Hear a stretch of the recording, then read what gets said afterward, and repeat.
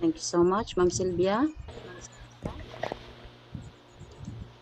So may I request everyone to, as a sign of our gratitude and respect to our loving Heavenly Parent and true parents, let's offer one half bow. Yumbe Baro. May I request then our sister Abigail Stayani to lead us a prayer for our opening prayer. Sister Gail. People, good evening, everyone. Let us pray. Please join me in prayer. Good morning to your most loving Heavenly Parent and our victorious true parents of heaven, earth, and all humankind. Heavenly Parent, how are you? We came here before you, Heavenly Parent, to express our deepest gratitude for giving us an opportunity to gather here virtually, Heavenly Parent, as we are going to have our class here in Universal Principal Training Academy, Heavenly Parent. Even though Heavenly Parent, this is only a virtual Heavenly Parent, but we have this kind of a very grateful heart because this kind of opportunity, Heavenly Parent, that we could be able to become a mouthpiece, Heavenly Parent, of our parents. Um, with this kind of teaching, Heavenly Parent, that we could be able to apply in our daily lives, Heavenly Parent. Please, as we have our class, Heavenly Parent, please use the lecturer as the instrument, Heavenly Parent. Please convey the words in the lecture very well, Heavenly Parent.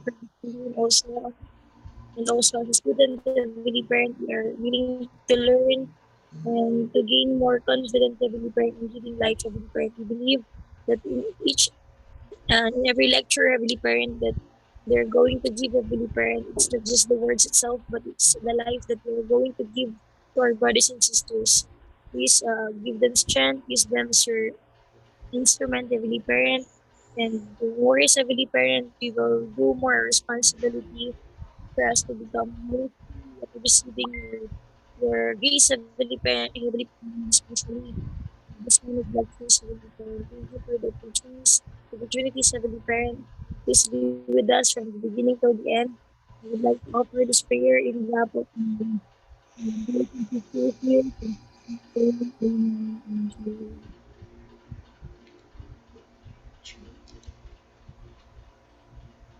Aju, thank you so much, Gail. So at this very moment, we would like also to have our attendance check para tayong klase ngayon ha. So it's really an opta class. So that means we need also to welcome each one. Welcome and uh, with our head of Opta, Sir Randy. Good evening po. And also we have our sister Marlene here, ma'am. Good evening po. And also Ma'am Sylvia, Sister Gail, and Ma'am Elsie, Ma'am Munez. Welcome. And also for our classmates who are not yet here today, maybe they will come in later. So everybody, let's enjoy the class tonight.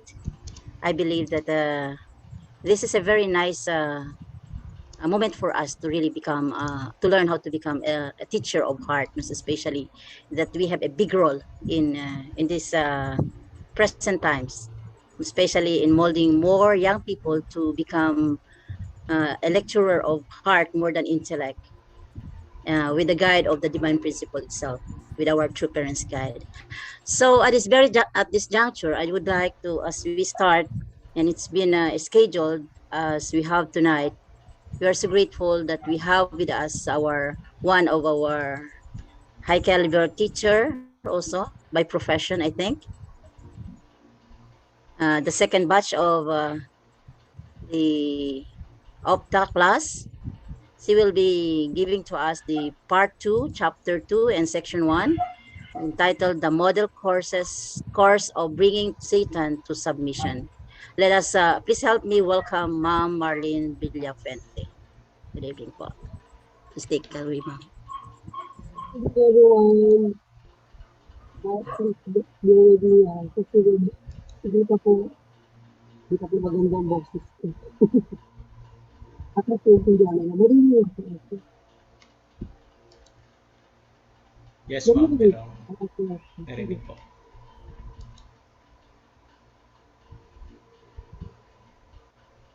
Ikaw, siguro magsisindihan ako ano po.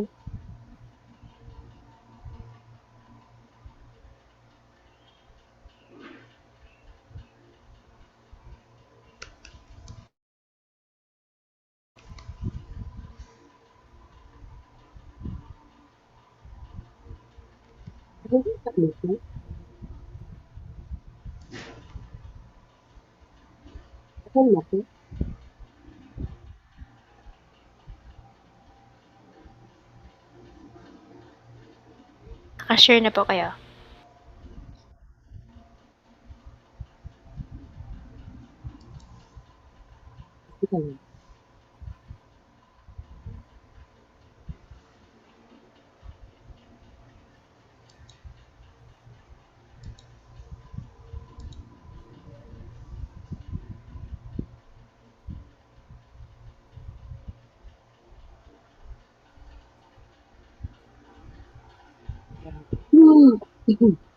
Good evening, how are you doing? Good evening, teacher. Good evening, brothers and sisters. Evening po. Good evening po, ma'am. Um, for tonight, I want us to share with you the topic, uh, the Bible topic. So, kung yun na, di ba? Pa?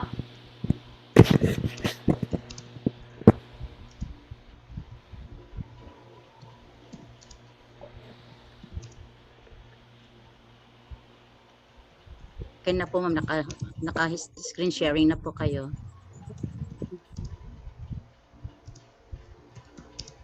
So, this is all about chapter 2, most people due to the combination explanation. But before that, I would like to uh, give you the learning objectives of this topic.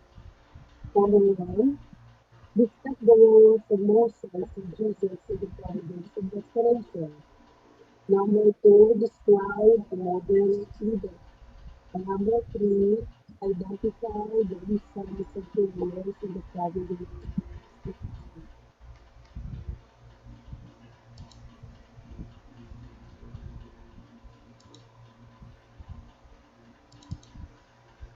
Okay, so this is now Moses and Jesus in the providence of restoration. So the Bible contains many secrets concerning God's work of salvation. That's true. Talagang ang Biblia nagsasabi about God's work of salvation. That God will really save us through the human time. Ang yun, naniniwala naman pag nagbasa tayo sa Biblia, kasi dito natin maintindihan kung paano ito work of salvation will happen. It is written, surely the Lord God does nothing without revealing his secret to his servants, the prophets. So that is stated in Amos 3, verse 7. And ito yung verse na tells us about the central role of the prophets. Kasi alam naman natin na ang mga propeta halos si God dito nagko-communicate sa kanila. Sila na ginagamit para maging instrumento para malaman natin kung ano yung gusto ng ating Panginoon para sa ating lahat. Kaya naging the principle designed to extravagance.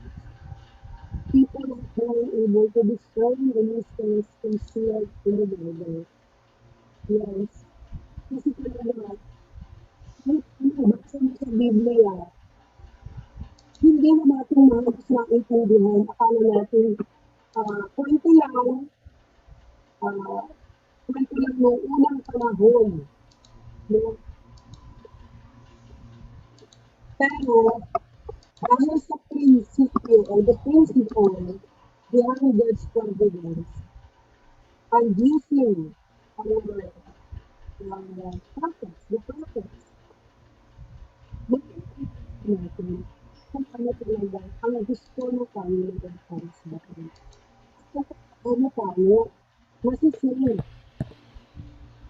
God set up the providential process of Jacob and Moses as models for Jesus Christ to save humankind.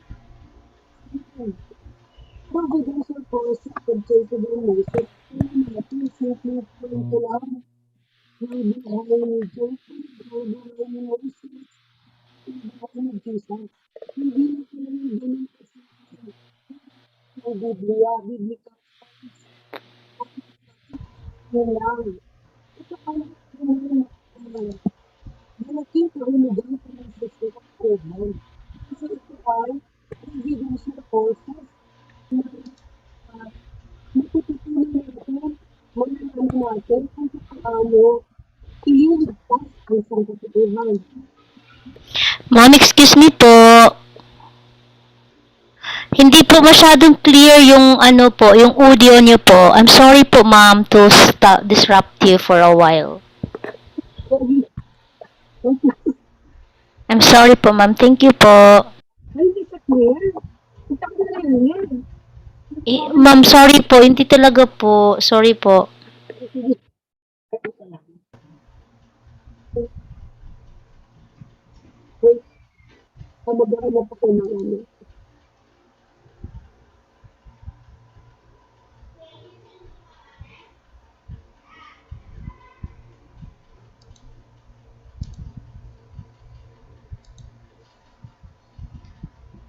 Namamaos kasi siya mate. Pero, yeah, in case po, meron ano. Baka there is a Thank you remedy po. for him. Kaya nga po. Thank you po.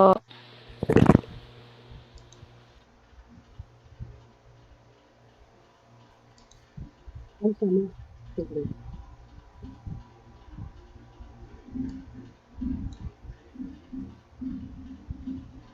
Okay, Sana ma'am, go narinig ahead ko po. kasi. Okay, okay. Kasi, ang hindi maganda. Nakakahinga. Kasi masyadong clear yung ubo kapag may ano. Naririnig ko ako, clear ako. A little bit clearer po kumpara po kanina, at least. Na medyo Okay. mas naririnig po kayo kaysa kanina po. Okay po. Huwag naman bibigilin. Sige. So,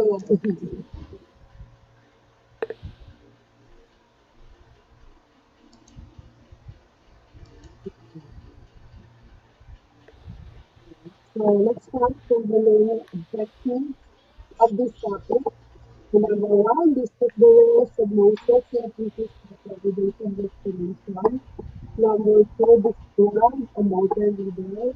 Number three, identify the reasons of failure to the providential restoration.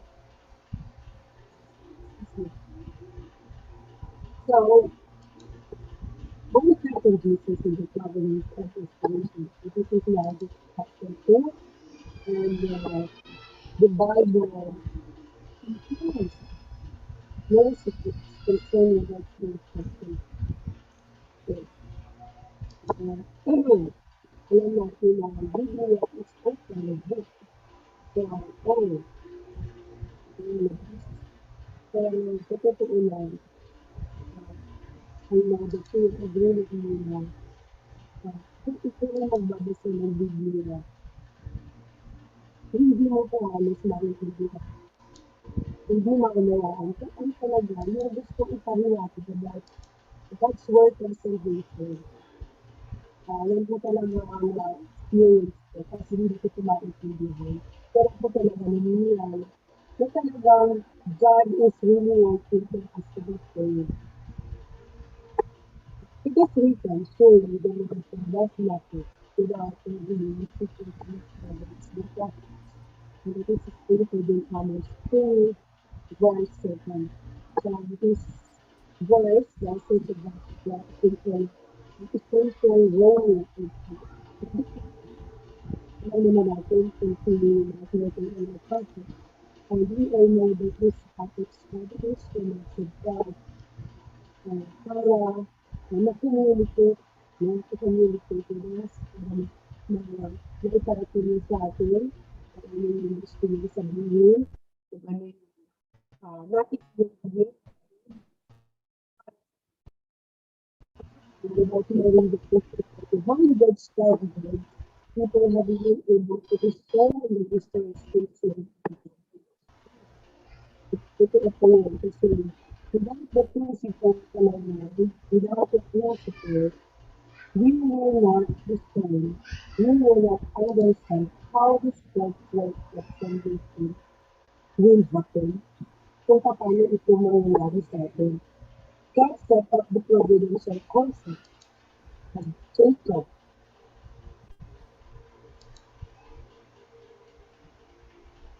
and Moses as models of Jesus Christ to save mankind. Second, itong kwento ni Jacob and Moses, they are providential courses for as model for Jesus Christ to save mankind. Hindi po ito simpleng kwento, simpleng mga biblical stories lang, kasi talaga nag-enjoy ako sa kwento ni Jacob, nag-enjoy ako sa kwento ni Moses, lalo na nung bata pa ako, tuwa ako dito sa mga kwento nito. Akala ko ganun na siya kasimpleng kwento na nung unang panahon. No? Pero hindi pala kasi hinakay mga providential process.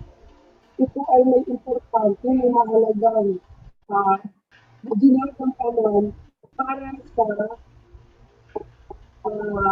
kaligtasan, para maliligtas ang sangkatauhan.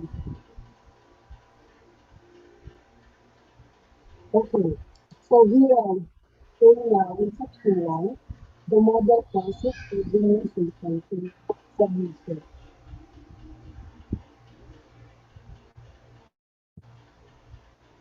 Jacob's entire course to bring Satan to submission became the model course for Jesus came to bring Satan to submission in substantial way. Moses walked the course that is the innocent, Jesus' course. Steve earlier brother Jacob walked a course that was a symbolic representation of Jesus' course. So there are three model courses for subjugation Satan. Jacob's accomplishment as the symbolic course and Moses' accomplishment as the image course and Jesus' accomplishment as the substantial course. These model courses show the way the Israelites and all humanity must walk to bring people to submission. So, ito yung ang sulat na tayo ng nilang klase is really to substitute Satan. To subjugate Satan and of course for the Israelites and for the whole humanity to be saved.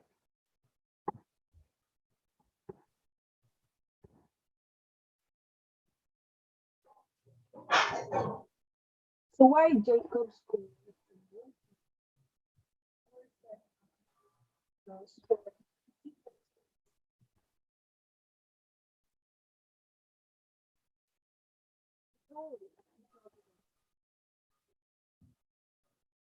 Hindi po marinig, ma'am. Okay pa. Hello? Nawawala pang audio niya, ma'am. No. Napuputol. Naka-full na yung volume ko.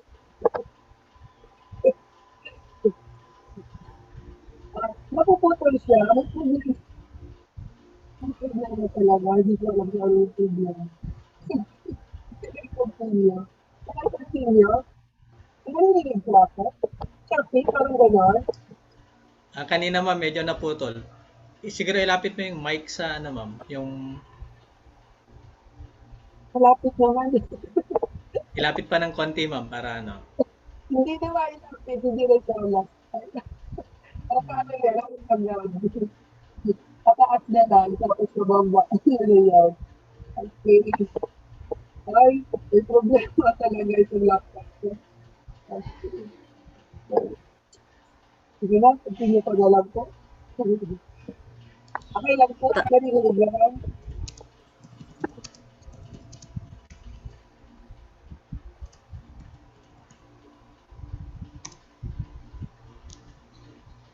Ah,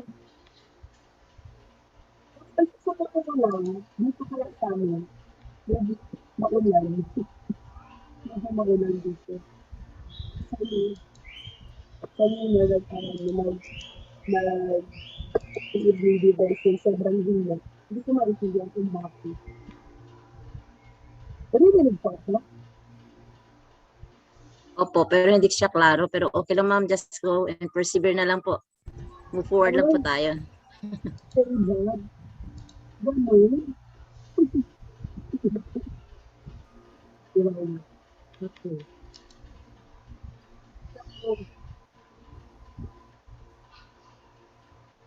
So, the goal of the evidence of restoration is attained when human beings bring Satan to voluntary submission and become his master. They must do this by fulfilling their given portion of responsibility. So, the providence of restoration is for human beings to fulfill our portion of responsibility. Also, make Satan to surrender voluntarily to human beings as masters, master of the physical world and spiritual. Kaya ba natin yun? Kaya bang gawin yun ng tao? Yun.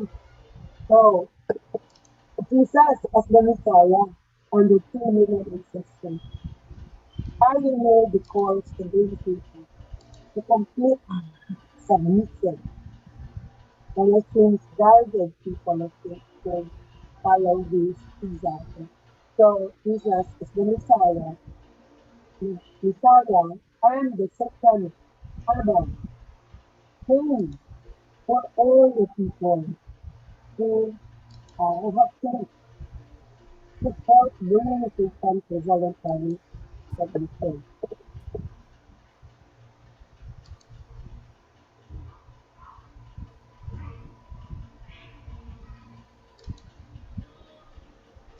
And we does not quickly surrender even before God.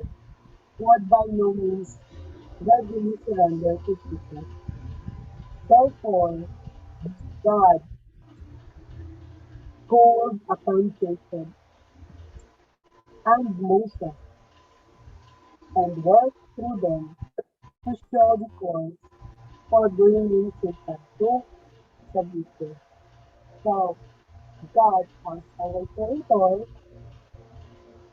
took responsibility to work through Jacob and Moses to substitute Satan on a preliminary level. Because it is not that easy to make Satan surrender voluntarily, even before God, how much more to Jesus and his disciples. So those courses of Jacob and Moses were God's way to teach Jesus and us the way to bring Satan to voluntary submission. Following the symbolic course made by Jacob, Moses was able to walk the image course, and Jesus was able to walk the substantial course. So these model courses showed us how we must walk to bring Satan to submission and fulfill the goal of the providence of restoration.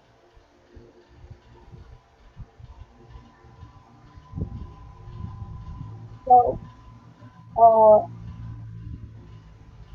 there are parallels or events in Jacob, Moses, and Jesus Christ. Can I share to you in this time? Okay lang po ba yung surrounding?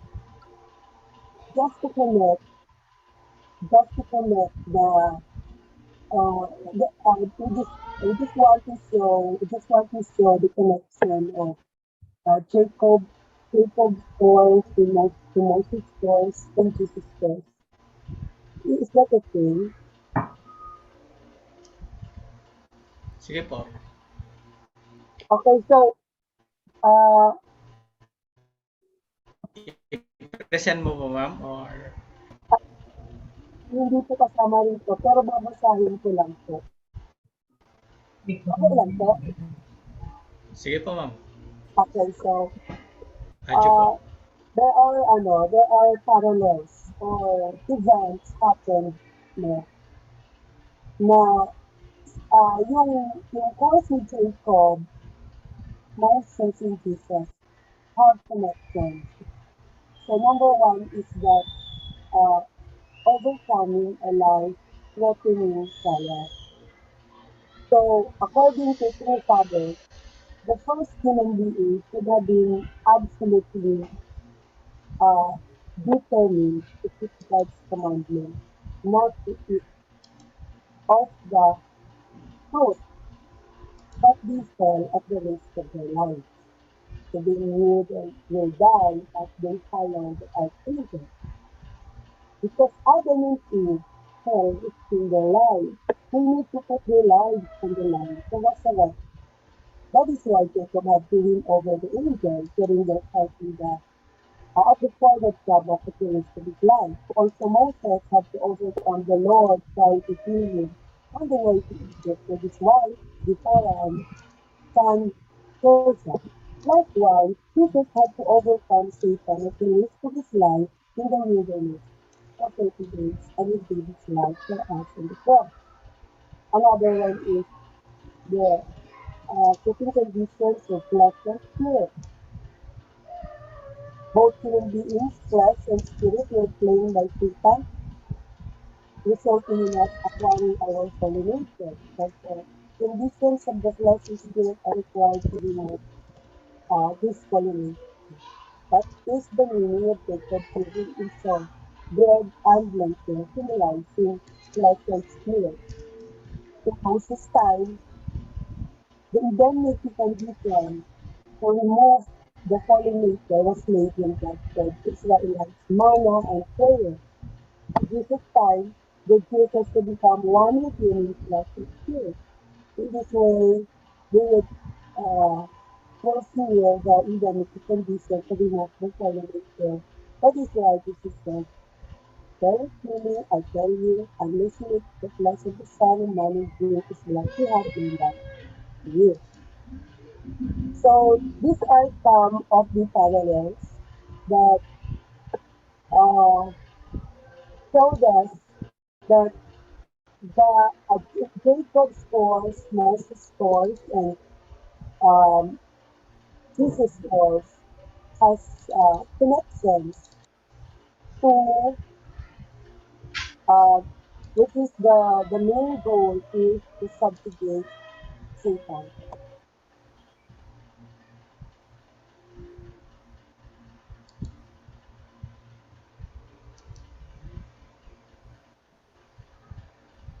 Okay, so I think that ends my topic.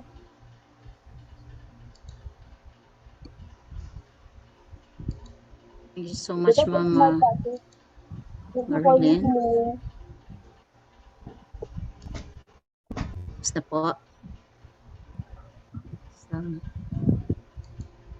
thank you so much, Ma'am Marlene, for that. Though you are hard up in talking because of your voice is not good, but then you strive hard to really present tonight, and it's a great victory that you could overcome all that one. You could present also. So I think there's another. Well, thank you, ma'am. Let's give a hand to Ma'am Marlene. Thank you po. So the other lecturer for tonight, I think he's not around yet. So Ma'am Irene Parsan. Her lecture actually is part 2, chapter 2 in section 1, also the model course for bringing Satan to submission. Do we have any videos here, Sir Randy? Can we play the video if if Mrs. Maria Irene Parson is not around po? Sige po, we can play video, Opo, ma'am. thank you so much.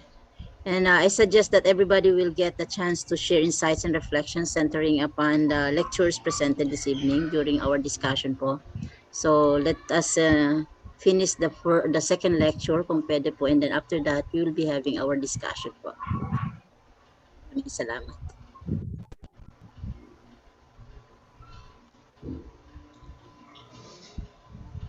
Okay, so ready na po.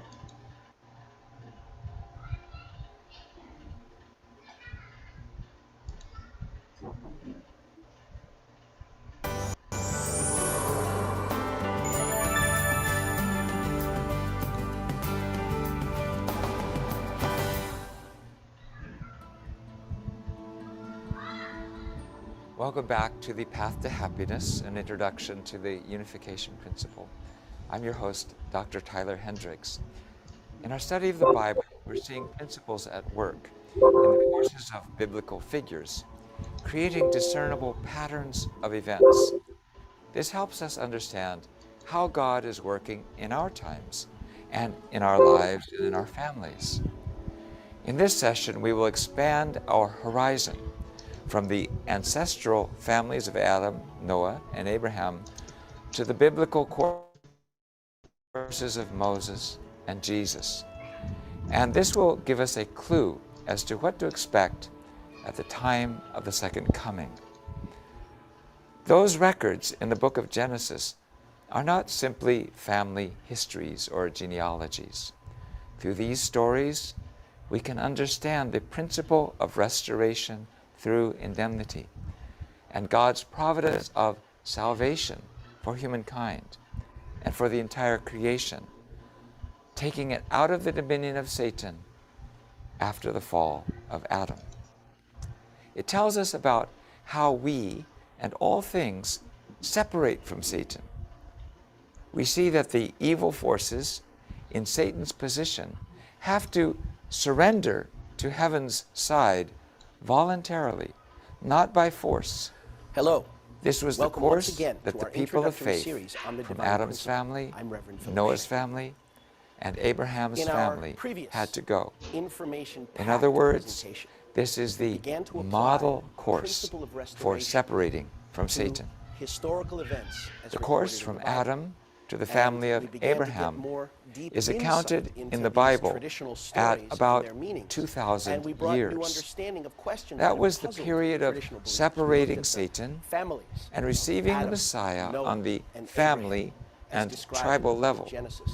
In the It Bible. then We transitioned answered questions after the that have 12 puzzled sons many, of Jacob such as, entered why Egypt, centered was on Cain's Joseph, offering rejected? to lay the foundation Or why, for the when Messiah Noah awoke on from the his slumber, national did he level. curse Ham and We his will study descendants how for Moses the simple and act of Joshua, Ham guiding as his the central descendants to cover figures, up their set the foundation to receive the Messiah on the national level. Okay The na. purpose of the providence Okay na, sir. of restoration is for human beings to fulfill our portion of responsibility and ultimately make Satan voluntarily surrender to us as masters of the spirit world as well as the physical world. Jesus, as the Messiah and true Adam, came to help all people of faith bring Satan to voluntary submission. But Satan does not surrender voluntarily even to God, and he certainly would not easily surrender to Jesus, much less Jesus' disciples. Therefore, God took responsibility as our Creator and worked through Jacob and Moses to subjugate Satan on a preliminary level. If we look at those courses, we will see God showing Jesus and us the way to bring Satan to submission. Through following the symbolic course laid by Jacob, Moses was able to walk the image course, and Jesus was able to walk the substantial course. These model courses show how we must walk to bring Satan to submission and fulfill the goal of the providence of restoration. Let us study these courses and look at some parallels. Now here's the first parallel. The first human beings should have kept God's commandment not to eat the fruit, yet they fell at the risk of their lives. We knew we would die, yet we followed the archangel. Because we fell risking our lives, we have to be able to put our lives on the line to resurrect. That is why Jacob had to win over the angel during their fight at the ford on the river Jabbok, at the risk of his life. Also, Moses had to overcome the Lord trying to kill him on the way to Egypt with his wife Zipporah and son Gershom. Likewise, Jesus had to overcome Satan at the risk of his life in the wilderness for 40 days, and he gave his life for us on the cross. Number 2, both human beings, flesh and spirit, were claimed by Satan, resulting in us acquiring our fallen nature. Therefore, conditions of the flesh and spirit are required to remove this fallen nature. That is the meaning of Jacob giving Esau bread and lentils, symbolizing flesh and spirit. In Moses' time, the indemnity condition to remove the fallen nature was laid when God fed the Israelites manna and quail. In Jesus' time, the Jews had to become one with him in flesh and spirit. In this way, they would have fulfilled the indemnity condition to remove the fallen nature. That is why Jesus said, "Very truly I tell you, unless you eat the flesh of the Son of Man and drink his blood, you have no life in you." Number 3, due to the fall, Satan defiled even the human corpse. This is why this had to be restored as well. Jacob's body required 40 days to embalm. The archangel Michael contested with the devil to gain possession of Moses' body, and God claimed Jesus' body in the tomb. Number 4, Satan tempted human beings to fall during their growing period, which is represented by principled numbers that therefore have to be restored. That is why when Jacob began his journey from Haran to Canaan, there was that 3-day period. It was for separation from Satan. Moses had 3 days to start the Israelites' journey out of Egypt. And Jesus spent 3 days in his tomb. We see the number 3 being restored. There were 12 generations from Noah to Jacob that had to be restored through indemnity. And that is why Jacob had 12 sons. In Moses' time, there were 12 tribes. And in Jesus' time, he had 12 disciples. In order to restore the 7 days of creation that were lost to Satan, there were 70 members in Jacob's family that went to Egypt, 70 elders in Moses' time, and 70 followers who had central roles in Jesus' time. Number 5, a staff which smites evil, points the way, and provides support is a symbol of the Messiah. Having this significance, Jacob walked with a staff when he entered the land of Canaan. Moses crossed the Red Sea by striking the waters with his staff. And Jesus is our staff the iron scepter, the rod of iron, who will guide humankind to cross the fallen world to God's ideal world. Number 6, Eve's sin implanted selfishness in the lineage of humankind, which bore fruit when Cain killed Abel. Satan was able to invade humankind because of this mother and son cooperation. Therefore, in order to restore this through indemnity, the cooperation between mother and son is needed. Jacob cooperated with his mother, Rebekah, and both Moses and Jesus, as infants, were rescued from death by their mother. Number 7, the central figures who are responsible for the providence of restoration need to return from the satanic world to the kingdom of heaven. Symbolizing this, Jacob walked the course of returning from Haran to Canaan. Moses journeyed from Egypt to Canaan, and Jesus' family journeyed from Egypt to Israel after the death of King Herod. Finally, number 8, the ultimate goal of the providence of restoration is to eradicate Satan. Jacob buried Laban's idols under an oak tree. Moses destroyed the golden calf, scattered its ashes on the waters, and let the Israelites drink it.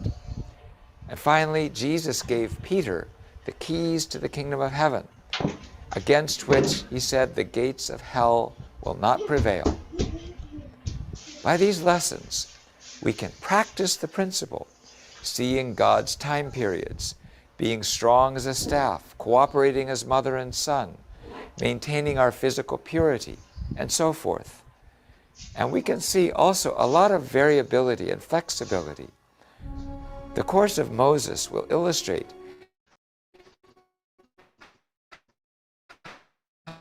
how God's unchanging principles fit with changing situations like ours. Thanks for listening, and take care of yourself and those around you.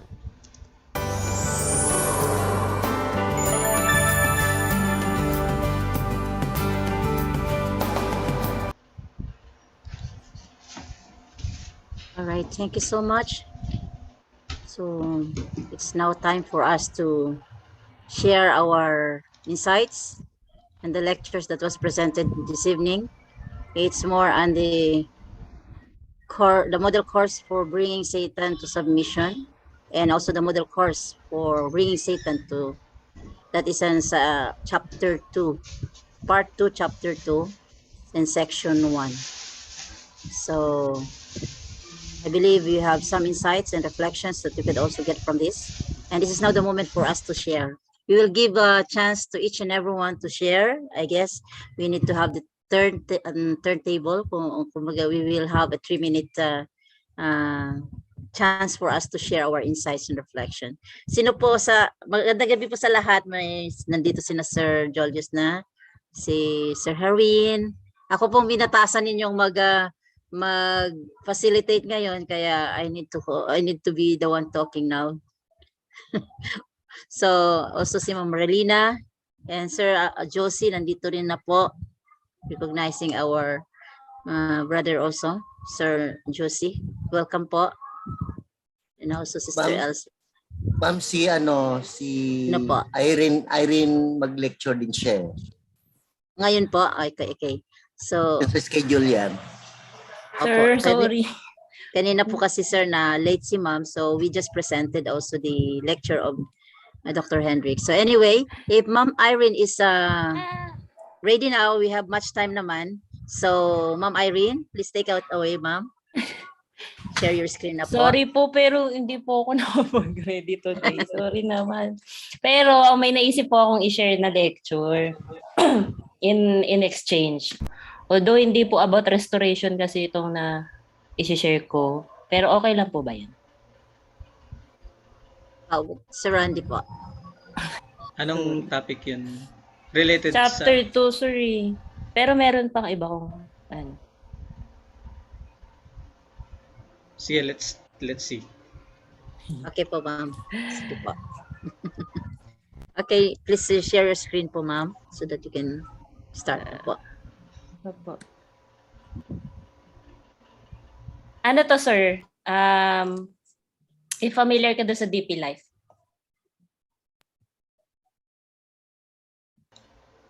Yung sa Amerika, Oo, yun yung naisip kong magandang i-share ngayon. Yung Sa kay ngayong ano, kay- slot lang.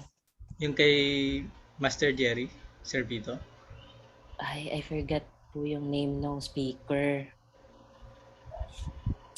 Sige. Nagustuhan actually yung reason kung bakit natuwa po or nagustuhan ko po yung lecture na to. Kasi meron po siyang kwento doon na about nga doon sa, kasi di ba normally ang alam ng tao is apple nga yung fruit. So nung unang beses na narinig ay huwag ko na ikwento paano natin. Sorry. Spoil mo na kami. Natuwa ako. And anyway, ma'am, you can start now. So that Ito you can... po. I-share Opo. ko na po yung screen. Sorry. Parang nga ba? Wala nang excitement, ma'am, pag sinare mo na Kaya sa amin. nga po buti napigilan ko sarili ko. Okay po, ma'am. We are reminded that you are in YouTube po tayo ngayon. Ayan. Po. Sorry. So, ito po yung DP Live. So, kung gusto nyo rin pong mapanood yung ibang yung totoo. Kung gusto nyo pong mapanood din po yung ilang ibang lecture, bigay ko na lang po yung link. Actually, nabigay na po ni Sir Randy to before, pero in case lang na natabunan na kasi yung link naririnig nyo pa naman ako, no? Pag nag-share ba po ako, mawawalan po ako ng mic. Hindi ko na matandaan. Okay naman po. Okay. Sounds. Ito na siya. Ba't wala?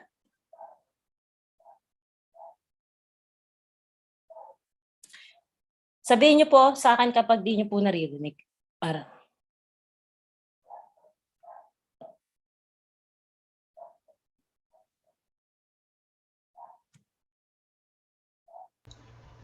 Walang audio. Sabi ko nga po. Ano gagawin ko? Na-share mo yung yung may audio ba na share sa... Oo. Ano Na-click mo yung share audio. Share sound. Yan.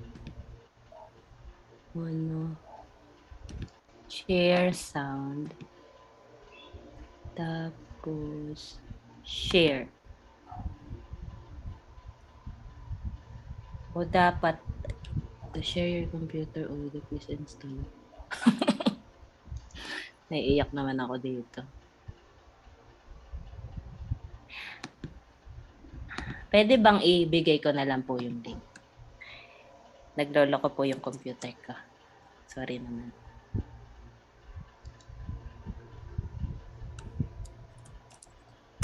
Ayan po yung link, Ma'am Tere. Kayo na lang po yung mag-share nung sorry. Kasi po nagpapa-install pa siya ng audio hindi ko po alam yung password nito. Yung admin password.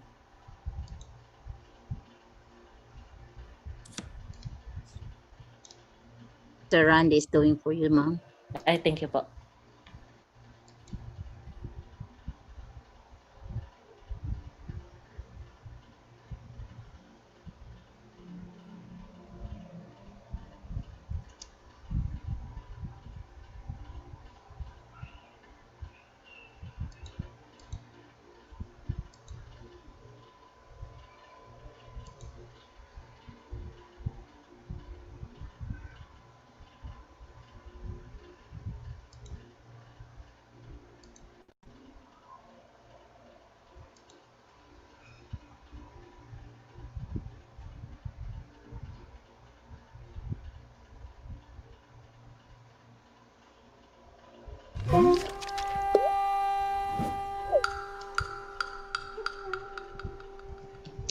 When we study the Fall of Man lecture, it's very tragic, but it's also very hopeful, because if we get to the root of evil, the origin of evil, then we can begin to find the solution. If you have a sickness The doctor wants to find out what's the cause of this sickness, not just put band-aids on the problem. So getting to the actual root is what makes Reverend Moon great. Because he discovered what the root problem is. And without understanding that root, we cannot solve our situation. So, when you listen to this talk, when you study the fall of man, you cannot study it from your head. You have to study it from your heart. This is a tragic story that broke the heart of God. This is a tragic story which should never have happened. And God is heartbroken. So, how does God feel when he sees such a situation like that? You and I can look at that and go, oh, that's terrible. What's for lunch? But God looks at that, that's my child. Over and over and over again, God sees the tragedy of mankind's situation, and that's my child. The heart of a parent. If that was you, as the parent looking at your child, how would you feel? That's God's situation. Tragedy. So God is heartbroken about the fall of man. Also, men are heartbroken. Man and woman, we are not how we are supposed to be. This world is a tragedy. It's not the ideal that God intended. So, many people go crazy because they realize this world is not ideal. It's not the real place that we're supposed to live.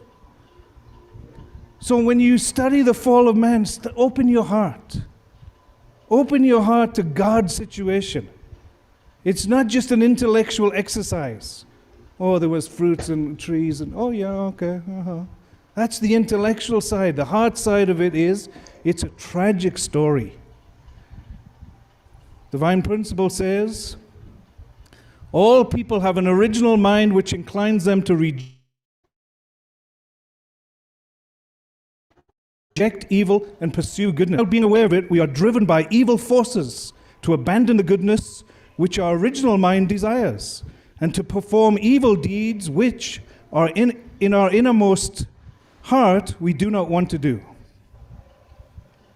We cannot control ourselves. We keep doing things we don't want to do. Have you ever said, I'm not going to do that anymore, and then you immediately do it? Am I speaking to the right people here? Yes. Okay. Yeah. Okay. Just checking. I thought you might be all perfect by now, but the reality is that we have two opposing minds. We have two opposing minds that, are almost destroying each other. We have an original mind, but we also have this evil mind that propels us to do things we don't want to do. We are not simple beings. We are very complicated. And we are, oftentimes out of control of our own lives. There's some force that is propelling us to be like this. It's not just, very simple physical things that are going on. There's something beyond ourselves that pushes us to do stupid things, even evil things. So, I just want to say at the beginning, God did not create us like that. God did not create us with these two opposing forces. That would be lunacy.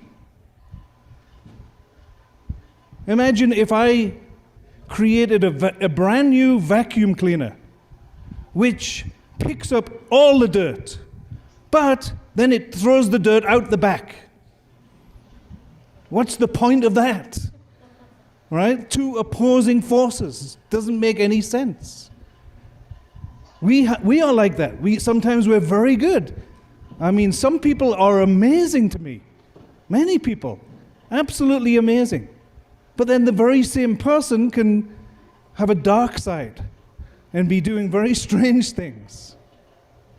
I wonder, I often wonder what it would be like if I could see all of your thoughts all day long. What do you think about? Ooh, God can see it. God knows what you're thinking.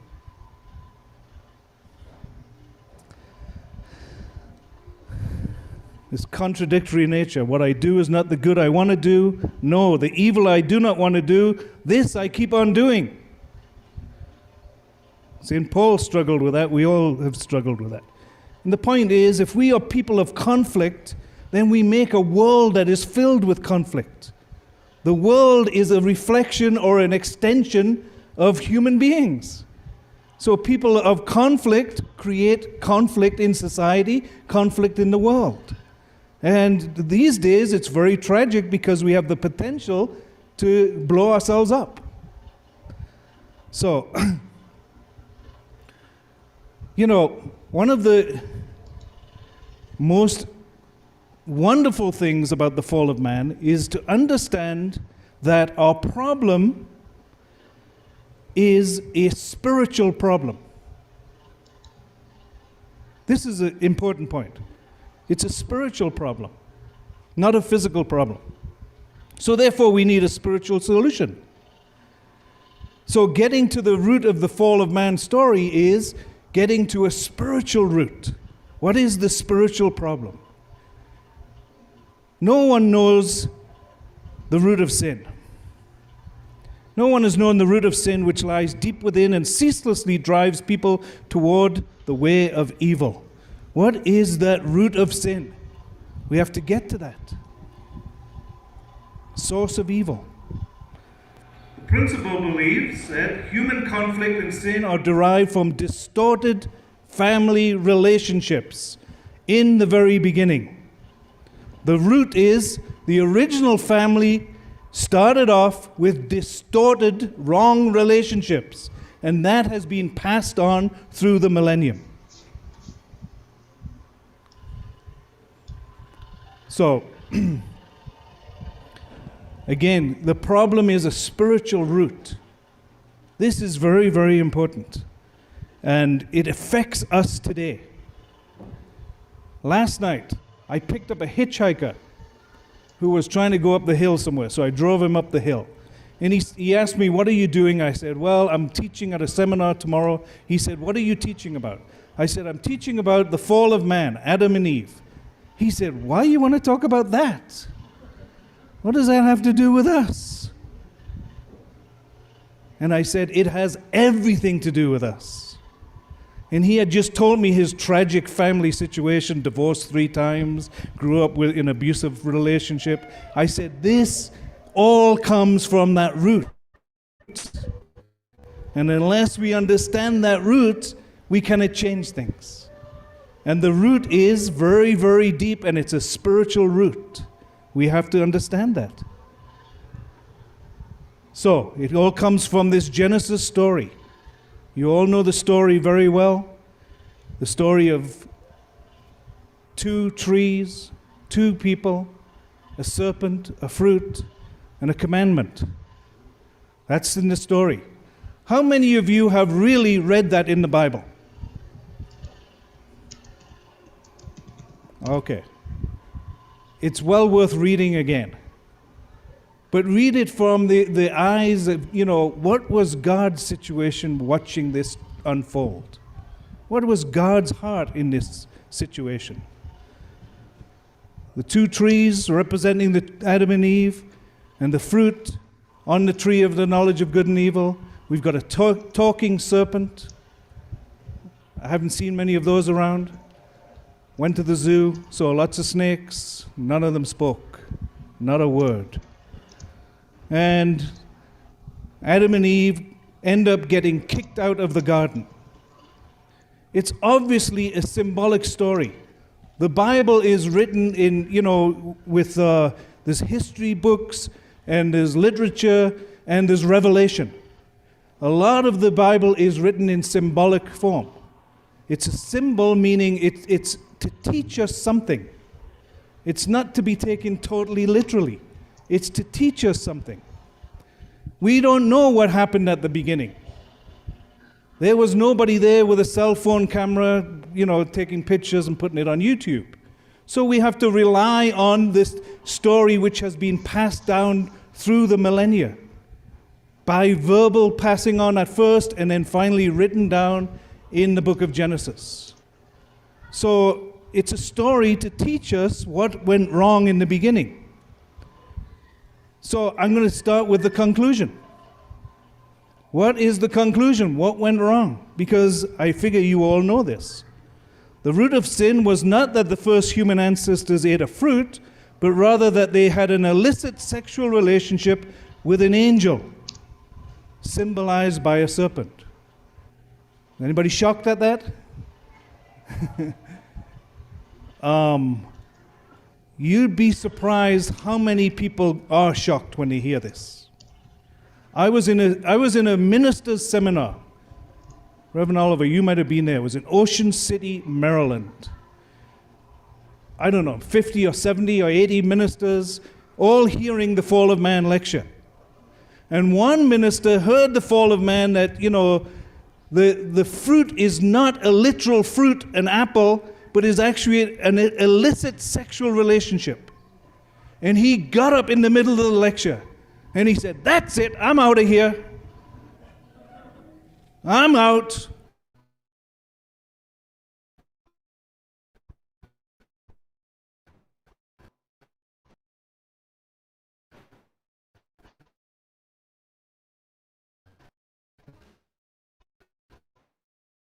And he thought everybody else was going to follow.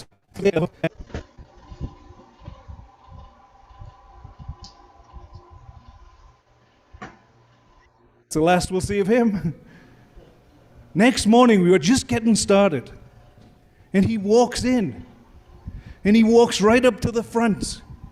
And Brother Levi Dougherty was up at front. And he's walking up to the front. And he said, "I need to say something." And I'm sitting there, I'm going, "No. Don't give him the microphone. God, no." I don't know what he's going to say. But Levi, being more spiritual than me and, following the spiritual leading, gave him the microphone. This minister said, "I went to bed last night so angry. Do you know my grandfather was a pastor? My father was a pastor, and I've been a pastor for 40 years, and I taught that the fruit is an apple. And then I heard this last night. It's like an attack on everything I've ever taught." And he said, "I was so mad." So he said, "I plan to go to bed, sleep, and then leave early in the morning, never to see you people again." That was his plan.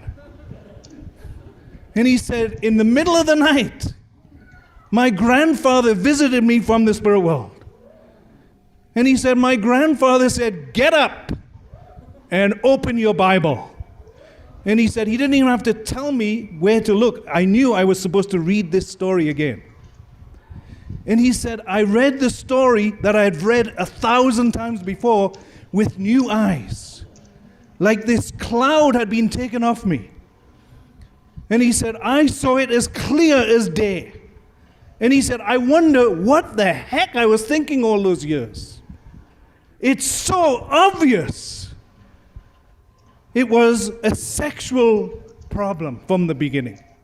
And the idea that I was teaching people it was an actual apple just makes no sense to me anymore. Yeah. When the cloud is lifted, you see things differently. When God is teaching you, you see things differently. So this minister became a big supporter of our movement from then on, because he got the cloud lifted. He began to see that it's not a literal fruit, it is actually an illicit sexual relationship. The fruit is a symbol. You know, there are Christian debates about what kind of fruit it was. Was it a granny apple? Or, you know, was it the apple in the tree or was it the pear on the ground? That's a joke, okay. You'll get it later. Thank you. Thank you. Jesus taught us what you eat will not make you sinful.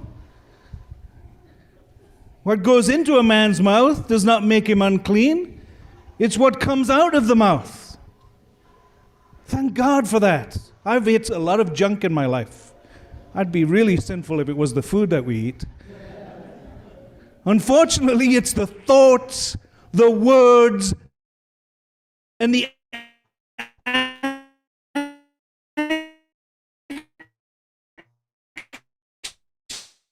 actions that make us which God made. The literal fruit of apples and pears and bananas, all these things are all wonderful. They're not sinful. That's not the root of the fall.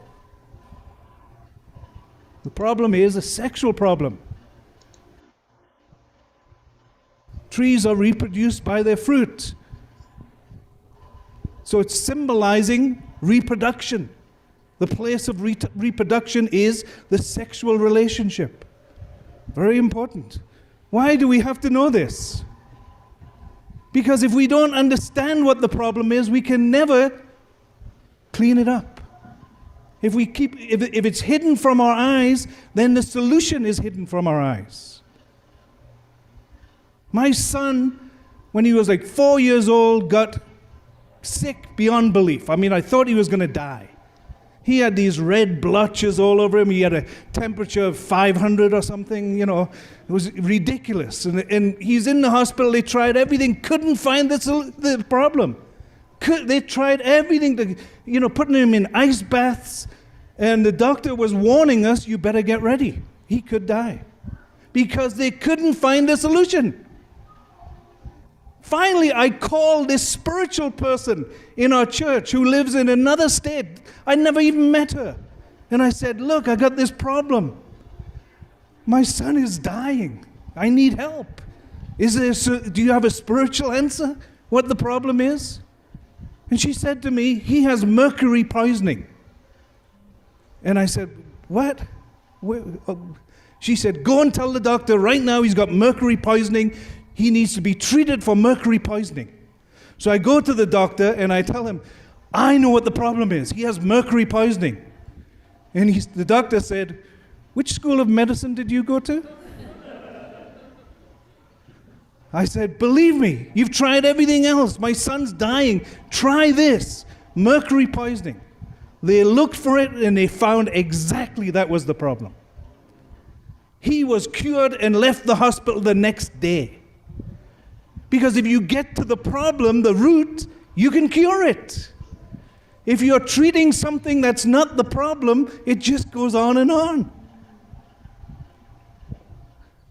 Wouldn't you think that all the smart people who've lived in the world somehow could come to the solution of mankind's problem with all their great knowledge and thinking? No, they cannot, because they're looking in the wrong places. They're looking, through their own intellect. Only God can give us the solution to this spiritual problem by first pointing out what it is, who did what, and how it played out and how it's affecting us today. Very important.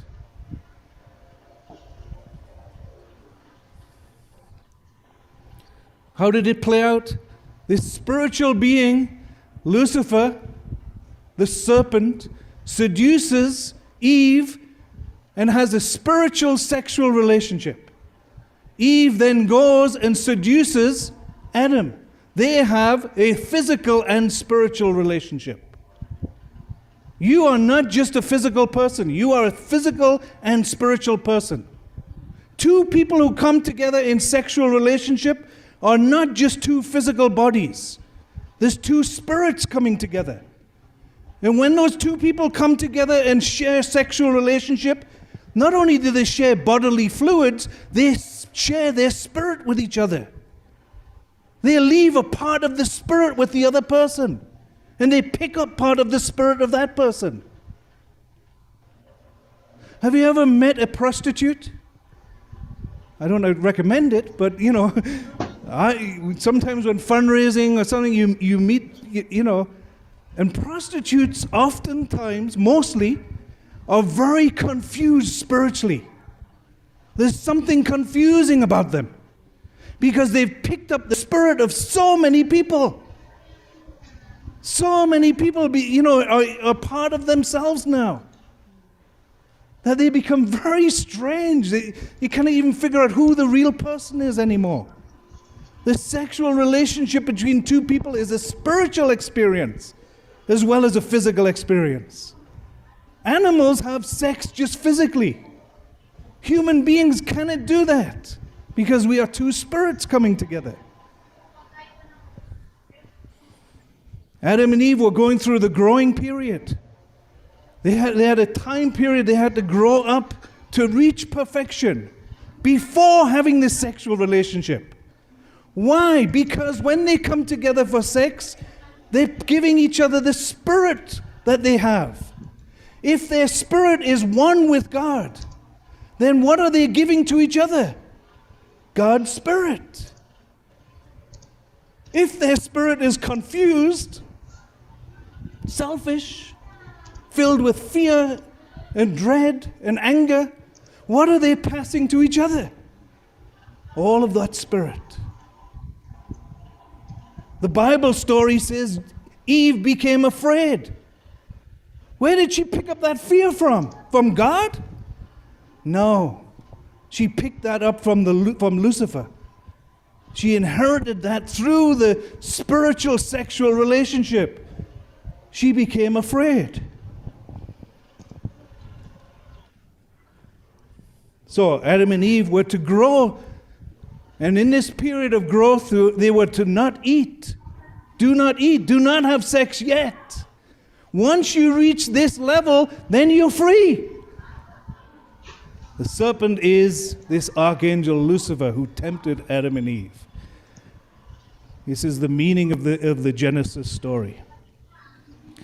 What crime did our ancestors first commit?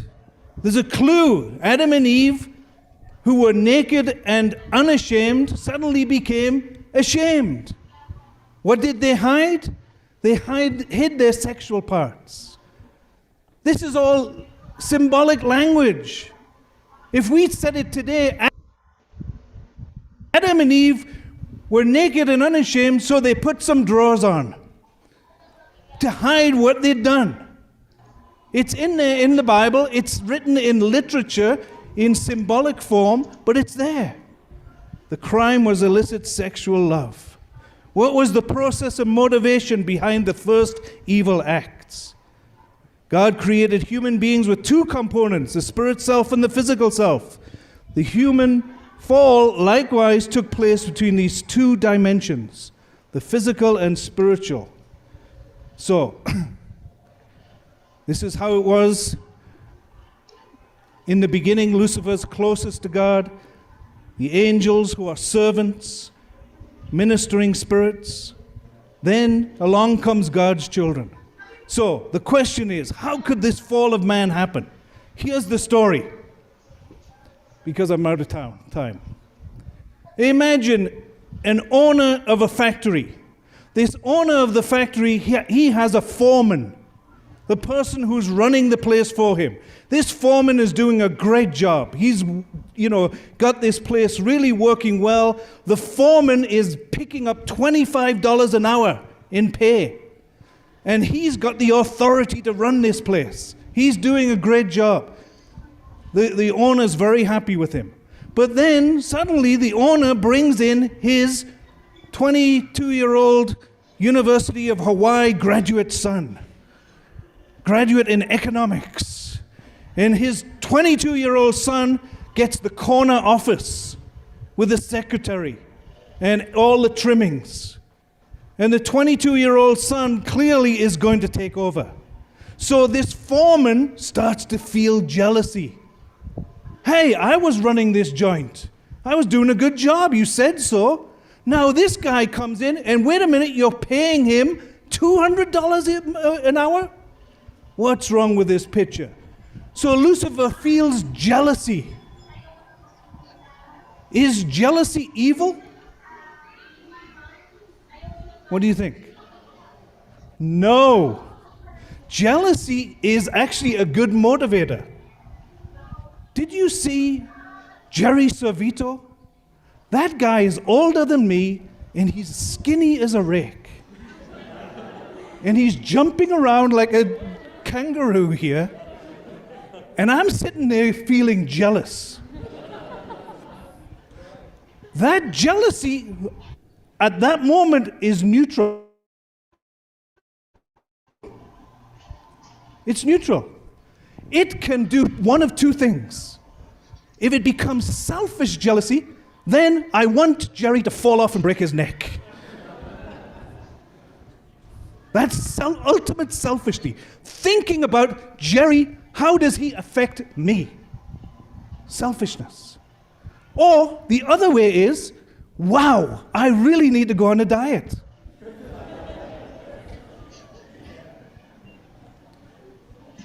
Thank you, Jerry. You inspired me. Next year, I'm gonna come here. I don't want to overpromise anything.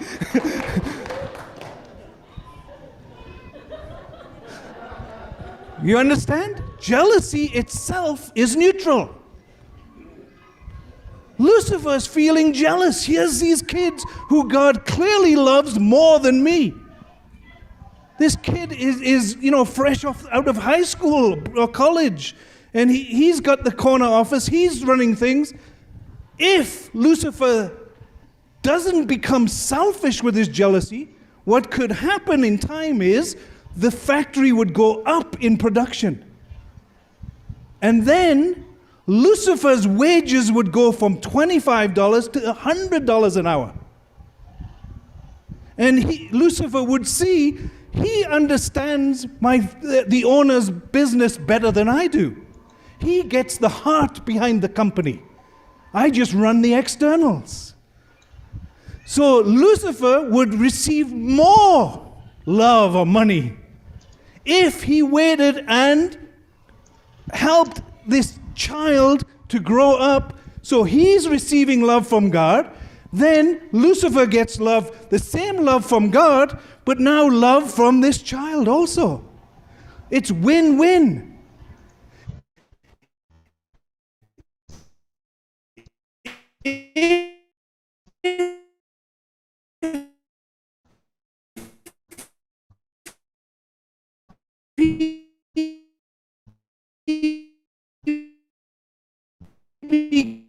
Becomes jealous and makes it all about me. But we become all about me. What's in it for me? Oh, look at Jerry. How does he affect me? We see other people and think, how does it affect me? This is wrong. This is where the problem lies. The jealousy can be funneled to help me to become better. It can help me to even, wow, Jerry, you're doing great. Keep up your health, man. You're doing a great job, whatever you're doing. Try eating some food once in a while. I don't know what he's doing, but I want some of that. Anyway, you get the point? That's the point of the fall. That jealousy is not evil, it's neutral. What you do with it becomes the problem. God bless you.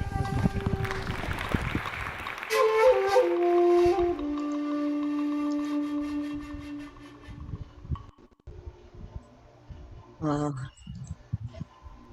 Great. Thank you, Ma'am Maria Irene, for that video that you wanted to share to us tonight. Natatawa tayo. Smile tayo kasi yung about jealousy is not what we think is jealousy is something that is bad, but for him it's really something. Anyway, so it's time now for us to share our there are great what we have seen lecturers tonight is because of the videos that is mostly shown to us this evening. I believe we learn from them. So if maybe somebody will also volunteer to share about it, that if we will be like them to be since we are looking for to become a good lecturer, I guess. So if we will lecture like them, not the traditional way that we are used to have now, how could we present? What do you think, Sir Julius? Good evening po.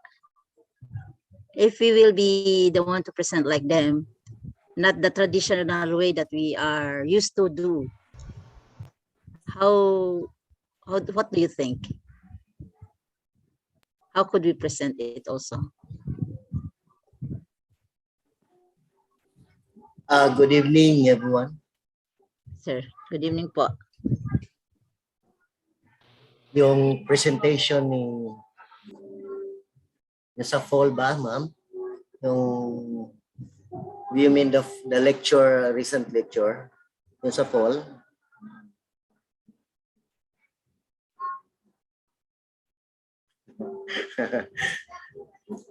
I think depende sa audience eh. Kasi yung audience niya is the same pastor, so I think he can relate how he can also deal with his audience. So I think nakadepende doon sa natin, sa audience. Basta yung topic natin, consistent tayo doon. Pero yung the way we present will depend on yung audience natin.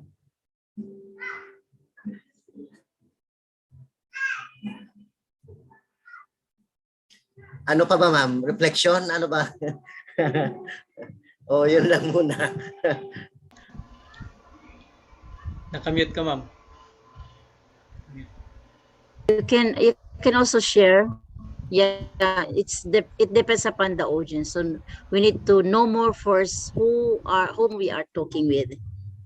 Yan ang una natin pong malaman dapat, no? We need to know the audience that we are talking. Kasi kung mga yung matataas na klaseng tao, so we need also to lift up, to elevate also our standard. Yes. If we go to the masses, we need also go down to the level they have, so that hindi ka makapag-English na doon sa mag-English doon sa masses na hindi ka nila maintindihan, tunganga na lang sila. Maintindihan. So, yeah. It depends upon the audience, yeah. But yeah, it's very, very nice. So now, sir, can you also share your insights? Anyway, we can also be given 3 minutes to share also. We need to talk. Everybody needs to talk in the platform. Kaya po, nandito po tayo lahat, and then we can learn from each other. And then from the thing that was presented, for us to become a better and could help each other from different insights, different sharing, then we can also learn from it. Then we can really develop. This is our class. So to join with the class, that means we are ready to learn. Po. Sige, sir Julius, take it away po. It's your time. Starts now. 3 minutes.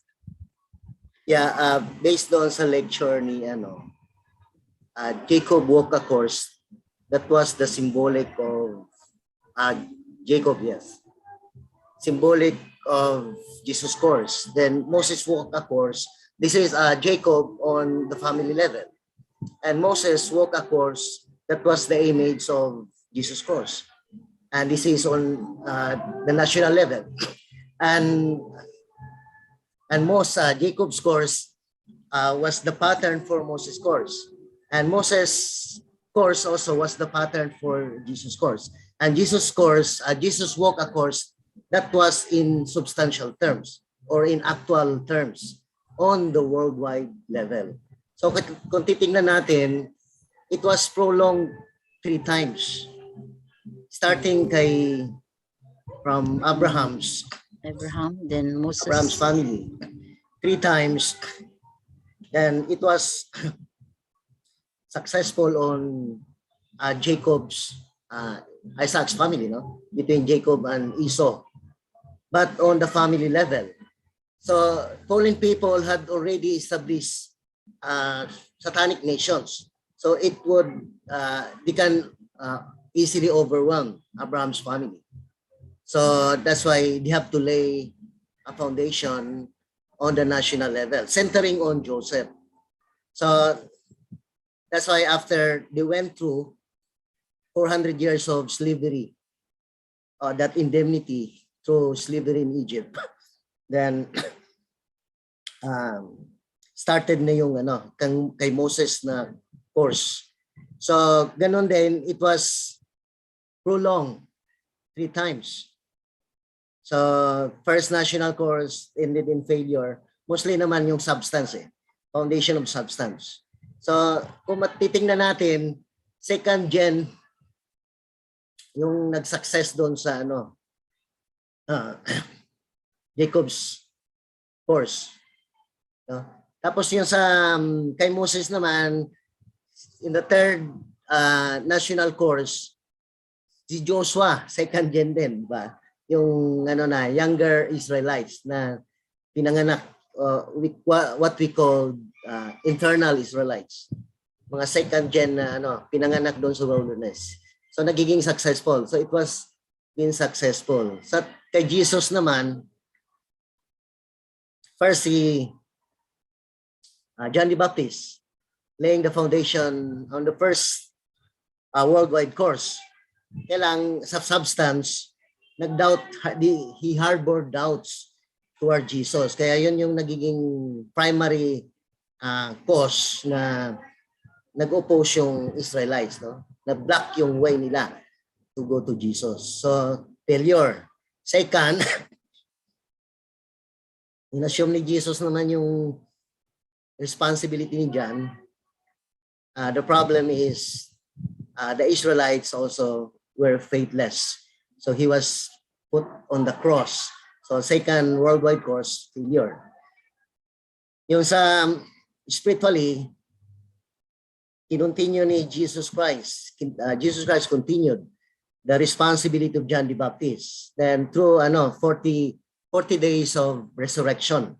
Yung Then after nung nag-gather niya yung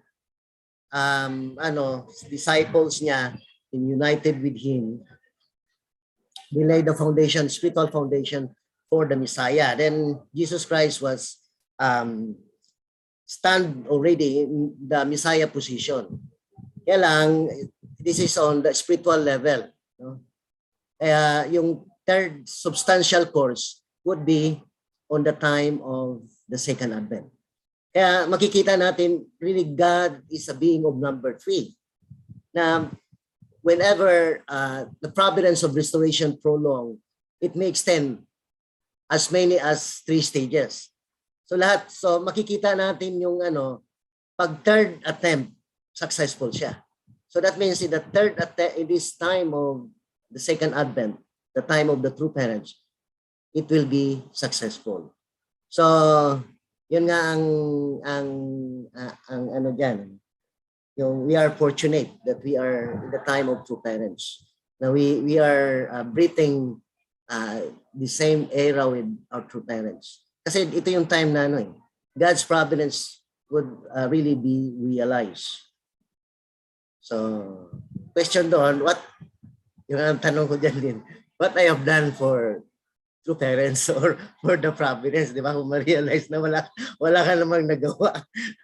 No. So, challenge talaga natin yung sarili natin. We will become, yung desire ni True Mother now, we will become, Chonbu families. All blessed families would really become Chonbu families. I think that's all I can share. Thank you. Thank you, Sir Julius. So I just also want to ask, let's give a hand to Sir Julius. So this time I want also to ask, what if we will look at it as Jesus was the pattern for Jacob and Moses' course? I want to ask from Sister Sylvia. What if we will look at it as Jesus was the pattern for Jacob and Moses' course?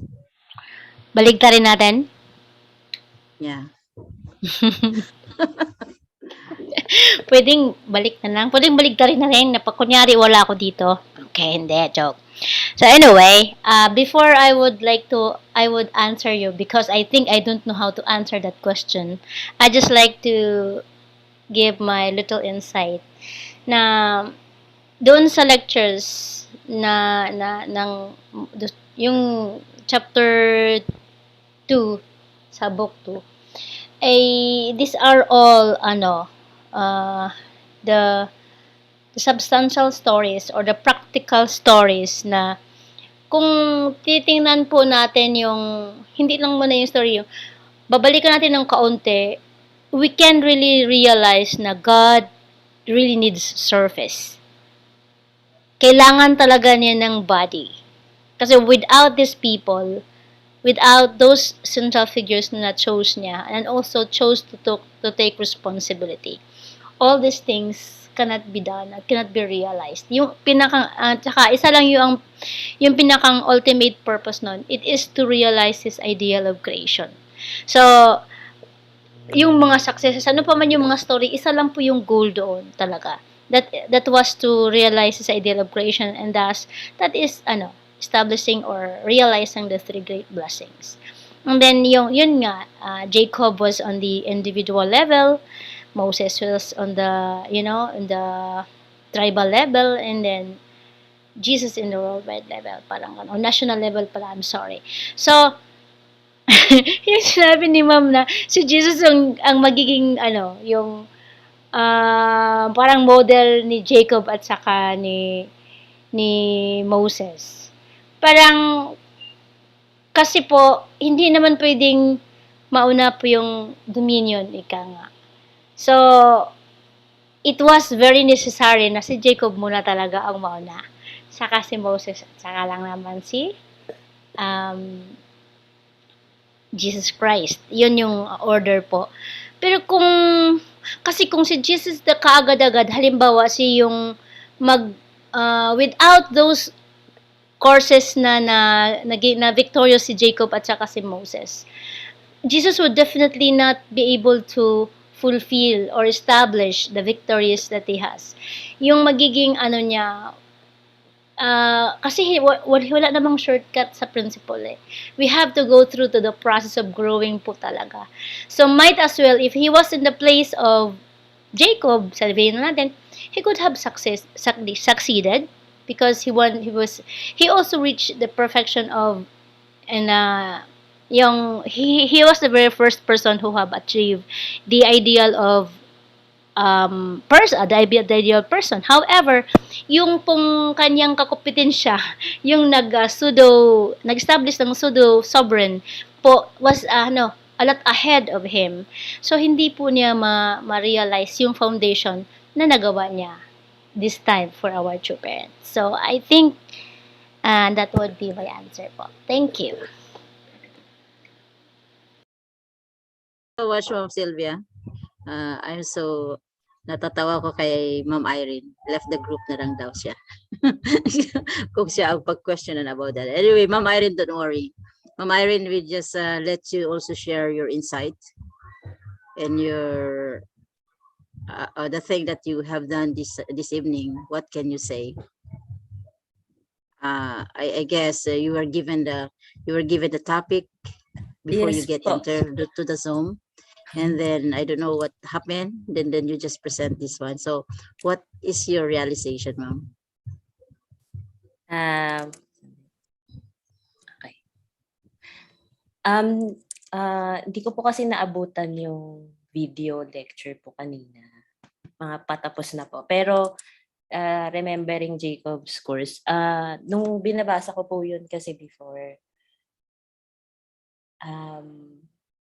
yun nga po yung nagtagumpay po siya pero at the family level, but then dahil nga po na-establish na po ng mas malaki na yung establish na Satan side, is hindi pa rin po niya magagawang hindi pa rin po ma-establish yung pagdating ng Messiah during that time. Parang naisip ko during that time habang binabasa ko siya, parang yung naka 3 points ka pero natuwa ka kasi naka 3 points ka na pero ang lamang pala 30, parang gano'n. So talo pa rin kayo. Yun. Tapos yun pong ginawa lahat yung dedication po ni Jacob to succeed. Lahat na po ng pwede niyang gawin, ginawa niya po during that time. So parang I'll do whatever it takes. Yun po yung natatandaan ko dun sa lecture po na yun. And yun pong unang tanong po ninyo, how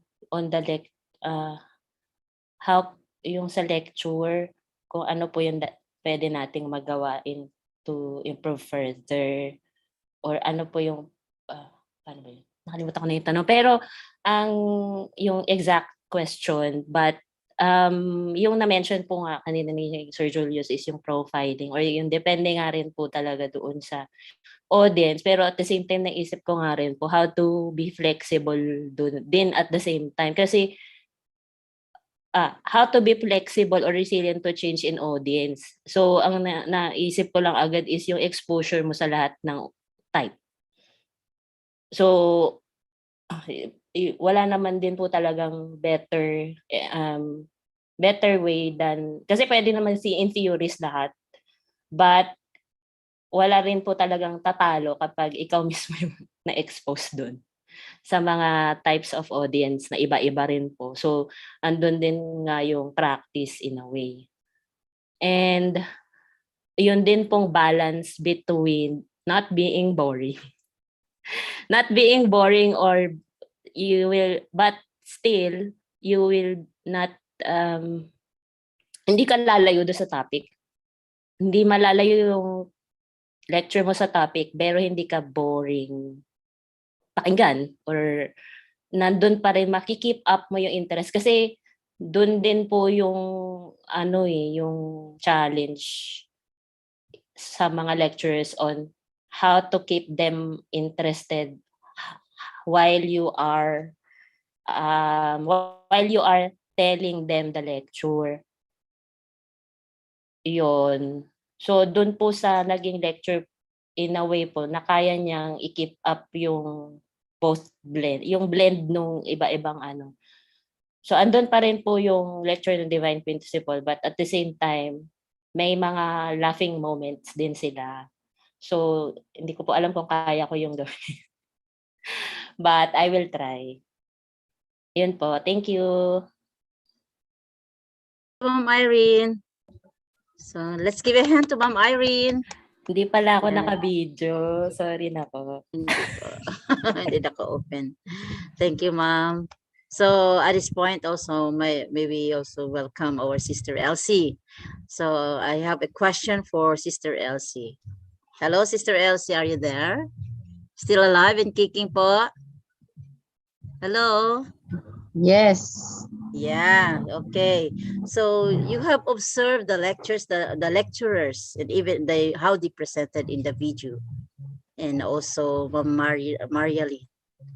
So how can you connect yourself as a lecturer, also longing to become also a very not talented, an effective lecturer? How can you connect to these lecturers that you have seen in the video?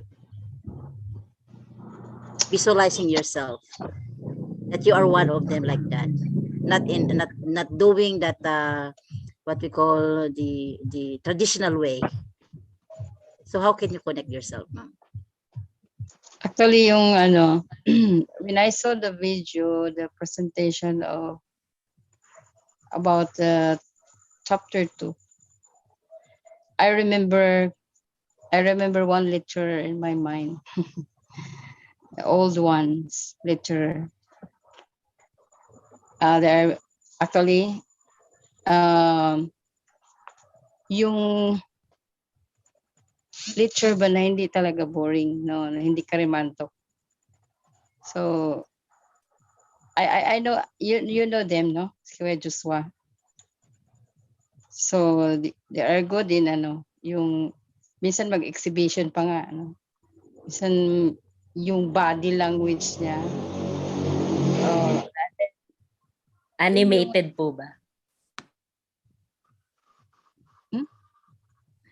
Animated po. Naalala ko lang po yung sabi niyo po, pati body language po kasi. So naalala ko po yung term na animated daw po sila kapag gano'n. Yung parang pati kilos ng katawan nila na ipapakita po nila yung energy nila sa pagtuturo. Oh, and then I also remember Kuya Noila, no? Kuya, our past elder already passed away. But then, yun yung naalala ko. Kasi actually, I'm very sorry. Kasi di ba ako masyadong na visible. I mean, experience mga young ones. I only remember the old ones. So, yun yung ano ko. But in my own case, di yung mangyari kasi I cannot do that. Body language. That's my limitation. That's why Think so. I You think so you cannot do that? You can do it. You become artist sa harapan ng tao. maybe pag nakaupo na lang, no? But actually, it's good. It's good to have that kind of glittering presentation. Yung ano talaga, yung ma-feel ng tao yung sorrowful heart ni God. Kasi actually, yung may mga moment na kailangan natin silang patawanin, kailangan natin silang magiging, you know, yung parang active or magiging masigla. But the main point, we really need to feel the heart of God. So yung term na tragic term. So parang sinaksak yung puso, no? Tragic. Yung chapter 2, how much God feel sorrow or pain. Yung term na yun. So, minsan ang tao kasi hindi nila alam yun. Akala kasi nila ganun na lang yung kasalanan na nagawa sa Garden of Eden. Kung hindi nila alam na it's suffering for more than 6,000 years. So kung alam nila yon, tayo nga, our life is only 100 years or maybe less than 100. Na painful na nga sa atin yung ma-experience natin for 1 year. How much more si God for 6,000 years? Until hindi ma-realize yung original plan niya. He's still suffering. So yun yung lagi yung ako kasi as I said, sabi nga, I just want to correct, no, yung the last na sinasabi ko nga, wala akong intellect. I think that the grammar or the term is hindi yon. I mean, I'm not intellectual. Yung bright ba? Alam mo yung bright? Choice of word. I have intellect. Of course, I have intellect, emotion, and will. But hindi kasi, iba kasi yung intellectual. So, kumbaga, intellectual people. So, yung divine principle, minsan kasi, they're just using intellectual. So, may mga iba, no? But then, if we really understand, yun yung minsan na ngunguna. Minsan, yung mga best lecturer, nagbe-base lang sa English. Galing kasi siya mag-English, kaya tapos napagtagpi niya agad because he has an intellectual. Pero yung hinahanap kasi natin dito, yung bubuhayin mo yung patay sa harapan mo. So, kahit na magaling ka, pero buhay ba sila? Yun yung gusto kong ma-embody yun. Kasi ito yung pinaka-goal, makakabuhay tayo ng patay. Kasi we already know na spiritually, they are spiritually dead. So, paano natin sila bubuhayin ngayon? Using the three, emotion, intellect, and will. So anyway, sabi nga na doon sa lecture, kailangan natin yung sa Jacob course, based sa aking understanding, it is also very important the harmonious relationship sa mother ni Jacob, no? Kung hindi nagiging supported ang mother ni Jacob on the time sa Jacob's restoration, hindi maging successful. Kaya may talaga, may behind the scene, no? Kaya naging successful si Jacob. So yun isa lang sa mga ko doon. So for now, yun muna yung aking mas-share kasi we have only 3 minutes, right? Okay, thank you We very are much. trying. Yeah, thank you so much, Sister Elsie. Let's give a hand to Sister Elsie also. Now let's go to the National Educator's Assistant. Good evening, Sir Herwin. It's your chance for now. I would like to ask you a question. So since Sister Elsie share about bubuhayin ang patay sa harapan mo. In giving lecture is bubuhayin ang patay sa harapan mo. Yan determination niya. So how can you translate those feelings into expression so that people can feel the same way as you have felt? Paano mo siya, kung i-feel mo yung feeling, yung feeling mo, gusto mong ipa-feel sa mga tao para mabuhay mo ang tao na napatay sa harapan mo. So in being the educator in the national educators world, especially we are educators by heart, then how could you do that? Thank you, sir. Please take it away. Everyone. Good evening po, Ma'am Tere, Randy, and... Narinig po ba ako? Narinig po. Sir, mahina po. Medyo...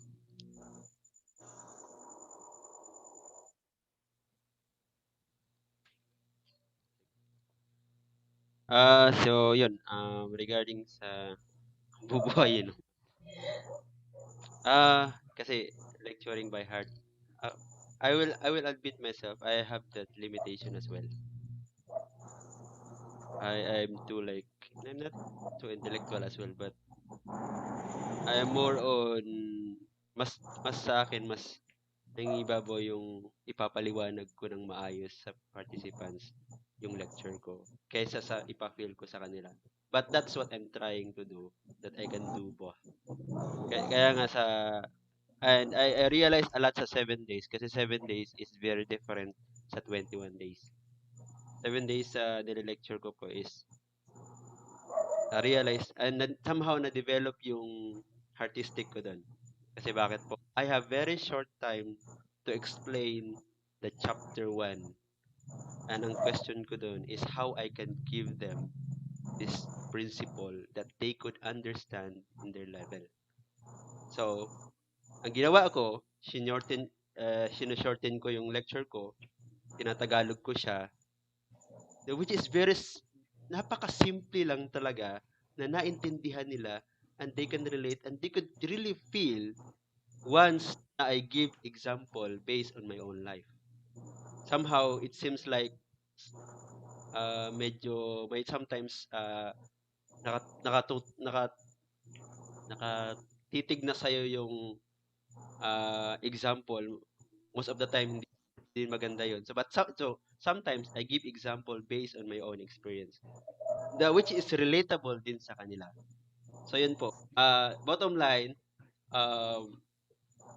sa realization ko sa 7 days in connection with giving lecture that could really touch their heart is that people can understand in a very simple explanation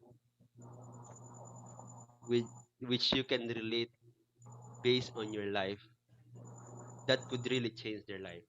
I have a lot, that is my experience, so I'm encouraging everyone.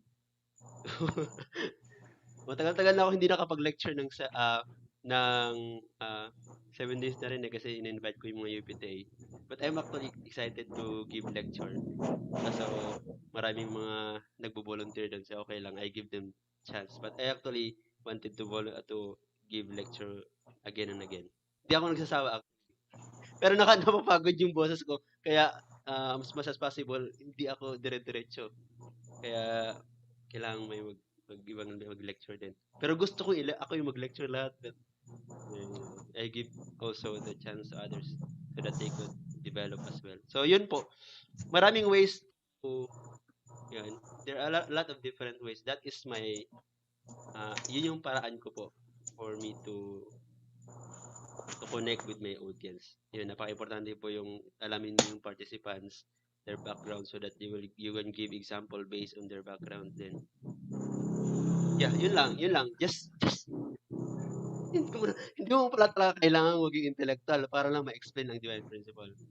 Because this is a daily life experience. This is a daily life struggle that they could relate easily. Yung chapter 2 lang, you just have to explain about family of God. Adam and Eve. That's as simple as that. What happened during that time? And yun lang inuulit-ulit ko hanggang kahit next slide pa yan, i-explain ko ng unti. Pero at the end of the day, regarding sa chapter 2, it is the devastation of the heart of God and devastation of the family. So anong gagawin? Creating an ideal family. That's what we are trying in Family Federation. Yan ang sinasabi ko lagi. Just simply as that. You could easily relate and yun, marami na silang ma-realize. Anyway, siguro po, yun po muna. Sana may matutunan kayo. Thank you very much. Thank you so much, Sir Erwin. Let's give a hand to Sir Erwin. Yeah, make it simple. Make it simple. That is, maintindihan nila. Hindi yung importante is talagang magaling ka o kay intellectual ang approach. Kasi yun naman to touch the heart of our audience. Kagaya nga kaninang morning, when I give lecture about the blessing, lumuha na nga ako, lumabas na yung sipon ko, pero ulaw na lang ako kaya, because we can really feel the heart of God when we are lecturing. Dapat ganun yung natin. So we could really feel na tayo mismo, nag-feel natin yung lecture. So in a very simple way. And iyan ang goal natin actually, dito sa UPTA. It's not the intellectual way of lecturing, but a lecture that could touch the life of more people. Kasi alam na natin magagaling na, we are professional. Di ba, Sir Julius? Pero ang mahirap natin kunin ay the by heart. Paano natin i-touch talaga, buhayin ang mga puso na matitigas o kay palambutin ang mga puso matitigas at buhayin ang mga patay na sabi ni Sister Elsie. So kung baga it is a life touching talagang natin. Kaya at the end of your lecture, ma-feel mo kung ang audience mo is really yung nakuha ba nila. Hindi puro ka daldal pero at the end of your lecture parang tunganga na lang yung mga audience mo sa kaka-English mo. Kaka-highfalutin yung mga words natin. So the most important thing is we have connection to our audience. So thank you, Sir Erwin. You are really qualified to be there in the education department, sir. I salute you. Hello, sir. Hindi ako naririnig si Sir Erwin yata. So, okay. Anyway, so I would like to ask also one of the youngest member of this group today. Yeah, I understand, Ma'am Relina. No worry po. So, Sister Gail Astayani, are you there? Still alive and kicking? Let us welcome our youngest one. Abigail. Hello, good evening. Okay, wala na akong question sa'yo. Ang question ko lang is, you can just share your insight and your determination to become one of the best lecturer of art in UPTA. Your Thank you so determination. much po. I don't know how to address you all po, but I'm very grateful po for everyone who shared and give their insights also po. And good evening po mula sa lahat. And po. So, about why Jacob's course. Hindi ka makita. O baka ako lang ayun. Hindi po yan, may problem po yung ko po, yung cam ko po. Yung front cam.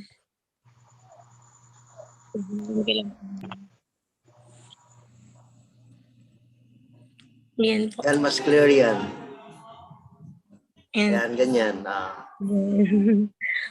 yun po,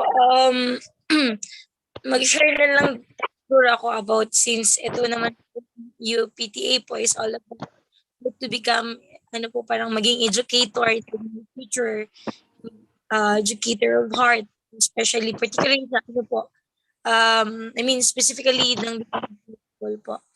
So, before po, when I met the movement, or ito po ng ating itong Unification Church po, I didn't possible pala na kababagsakan ko, or possible pala na magawa ko or gagawin ko yung pagiging lecturer. Especially like what you shared po, giving lecture is like giving also to other people. Hindi lang yung dumadakdak ka lang dyan, then you are parang nagbibigay ka ng tablet without connection. So still, wala po yung mga sinasabi mo. So I felt like, paano ba? Paano ko po yun gagawin? So how to do? Parang ganyan. So nag-try po ako. Ay, actually po, hindi po ako. Like, my spiritual parent push me to give lecture, to study how to give lecture. But at the beginning, parang pinag-aralan ko lang pala. Pero parang there's no heart with it. Wala pong heart doon. So, kaya way back 2017, like to share. Sumali po ako ng Divine Principle lecture sa headquarters. So, I mean, 2018 po. So, it was really shocking for me na nagkaroon po ako ng interest kasi like I saw the judges na very determined sila to educate the young ones also. So, including myself po. Talagang nagbigay sila ng guidance sa akin. So, actually po, particularly if you know, Sir Richard Alipo po. He's one of my mentor also, and medyo na-pressure po talaga ako from the beginning. But finally po, 2020, I tried again to parang mag-join ng Divine Principle lecture sa headquarters during God's Day po. So, when I got the championship po, but I realized na hindi lang enough yung 3 minutes, kasi 3 minutes to 5 minutes lang po yung lecture competition po eh. So, even though I've got the yung title na champion during lecture po, but still there's something lacking in myself. Parang I just know it, parang sinasabi po kanina nung isa po nagbigay ng reflection. Parang alam ko lang siya, pero yung sa heart ko there is no connection. So, yun po sa na-experience ko po sa frontline, at the same time sa mga sa mga lecturers po na napakinggan ko, I could really say na giving lecture is not really easy po. Kasi nga, like what I've said earlier po, ang pagbibigay ng lecture is like giving life to other people. So, paano ko ba yun siya magagawa if wala siyang heart, or if wala din akong experience, or hindi ko mismo naranasan po yung mga bagay na yun. So, that's why I took this opportunity po na makapag-train or mag-aral dito sa UPTA. Just sometimes po hindi po maka-attend because of the schedule also. So, invalid reason, but I'm very grateful sa nag-sponsor po sa akin dito, kasi even though ulitin ko po, last time na nag-share po ako, I felt like I am not belong dito sa like yung mga professions niyo po, at the same time your experiences as well is talagang medyo mataas-taas na po, medyo malayo na po compared to sa akin. But you open the door for me, or sa mga kagaya ko po ng mga baguhan pa lang. But yun nga, gusto ko din po talaga maging great lecturer, hindi lang po ng intellect, or hindi lang po yung talino ang pinapagana yung utak, but also yung heart po on how to give lecture. Especially dun sa mga, yung sinasabi kanina po ni ate po na anong mabubuhayin yung patay na nasa harapan mo when you give lecture. So just be parang maging natural ka lang, and then dalhin mo talaga siya sa na-experience mo. So I'm looking forward po sa kung ano po yung matututunan ko dito sa inyo po, at the same time sa mga lectures po. and I really wanted to parang express my heart po and the heart of true parents, yung teaching po na meron po sila, no, how parang kung paano po nila ako nabuhay through the lecturers po na nagbigay ng lecture sa akin. Kasi hindi naman po one time lang ako na-lecturean kagaya din po ng karamihan sa atin dito. Many times po ako nag-attend ng divine principle, pero it took time po talaga before ako magising or mabuhayan po. So that's what I wanted to practice and to learn po paano ko ba gagawin to in the near future pag ako na yung mismo nasa harapan ng mga tao. How could I give life also sa kanila para at least dumating din sila sa point na ganito. They will embrace not just only the teaching of the true parents or the founder itself, but how they could really realize that the truth itself is there already. So like itong course nga po ni Jacob, bakit siya naging model course? It is because before Jesus came, they follow the pattern of the model course, which is Jacob's course po. So in the history, really Jacob bring a great history po para sundin siya or maging model course siya. So that's what I wanted, or that's my goal also po. Kaya nga po, most of the time mas gusto ko na lang po makinig sa inyo po, sa mga leaders or sa mga elders. Actually kanina po mayroon kasi kami mga participants po dito ng mga matching naririnig ko po sila ate po yung po natin, si Mrs. Sumawan po and Ate Sylvia po. Very powerful magbigay ng lecture kasi I'm serving them, bibigyan ko sila ng pagkain kanina. Narinig ko po yung lectures. So even though nakapag-attend na ako many times ng blessing seminar, but still parang gusto ko pa rin makinig po kasi I know etong mga leaders na to or kayo po na mga nagbibigay ng lecture, dedicate yourself for us na mabuhayan din po kami or magising. Kasi for me po na nag-aaral ako, tapos nag-mission po ako ngayon full-time ako dito.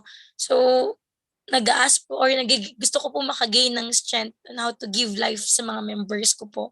Especially pag gina-guide ko po sila sa frontline. Minsan nauubusan din po ako ng sasabihin, nauubusan din po ako ng power. That is why I'm very grateful kahit mapadaan lang po ako tapos marinig ko lang yung boses ng ibang elders. So, I can already gain life. Parang ganun po. So, that's what I wanted to do also in the future. A time will come, I could give life to other people, mas especially sa mga kabataan na naliligaw na landas. So, I'm very grateful po. Thank you so much for everyone who really invest so much. That's why andito kami mga youngers niyo po. So, yun po. Thank you so much po for listening. That's all po.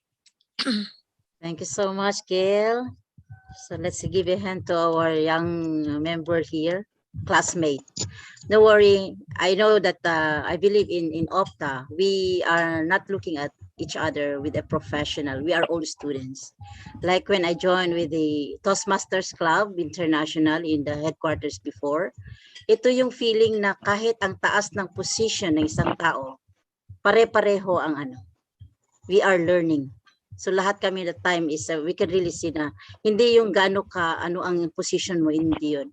It is we are all learners. Yan dapat ang natin ilagay sa heart natin. We are all students. We are all learning. That's the reason why na wag nating pababa ang ating sarili, kundi we need to always think of each and every one of us here are learners. So to become better person, to become an instrument of God and true parents in the near future. Ito talaga ito talaga rin ang naintindihan kong purpose ng OPTA. That's the main reason why when Ma'am Sylvia always been inviting me, I believe na it's not because I'm an elder one or I've been in the education department before. No, I wanted to learn more. That's why I feel that I'm a student and we are helping each other. That's the point. So Gail, don't worry. We are all students. Okay? We are all students. So thank you so much for inspiring us also na na-appreciate mo ang pagle-lecture namin this morning, lalong-lalo sa pagbuhay natin sa mga blessing candidates. So I believe na you also learn from what we have shared, even we are limited. So anyway, we still have two, kasi si Ma'am Relina is nag-refuse siya daw na hindi siya makaano pa ngayon. So we understand, Ma'am. So can we welcome also one of our guests here, I guess, Ma'am Sylvia? Sir Josie Alforque is his second time to join with us. So sir, please open your camera, sir, so that you can see you Yes, also. good evening, ate. Good evening po. Good evening to all. Naririnig niyo po ba ako? Opo, very clear po. Okay. Welcome I po. think this is a second time. Kahapon nga, pura akong na pumasok ng hindi ko alam eh. Pagpasok ko pa lang iba-iba na kasi yung mga salita, may mga ganito, ganyan. Hindi ko makarelate eh. Hindi ko maka-absorb kung ano yung mga topic doon eh. Tapos naanohan ko lang doon, may mga doktor, may mga ganun nga mga profession. Kaya nga para akong pinasukan ko. Kasi si Ate Silvia lang po ang nag-convince po sa akin na magpasok daw sa lecturer. So sabi ko, tingnan, dami naman nauna pa sa akin eh. Lalo na pong taga Iligan City. Nag-mention ko mga pangalan nun eh. Dami namin na mga elders eh. Mas ako pa, encourage mo, ang oras ko limitado na araw-araw ako naka-biyahe. Cagayan de Oro to Iligan. Medyo, kaya nga, palagi akong late, habon late. Ngayon, late naman ako. Sorry po. Ganun po talaga yung challenge ko sa trabaho ko eh. Malayo ng assignment ko. Then, regarding po sa topic niyo ngayon, talagang inaano ko ba yung sarili ko? Kaya ko ba to o ano ko ba to simulan? Saan ako magsimula? Kasi ang daming kulang eh. Ang dami ko talagang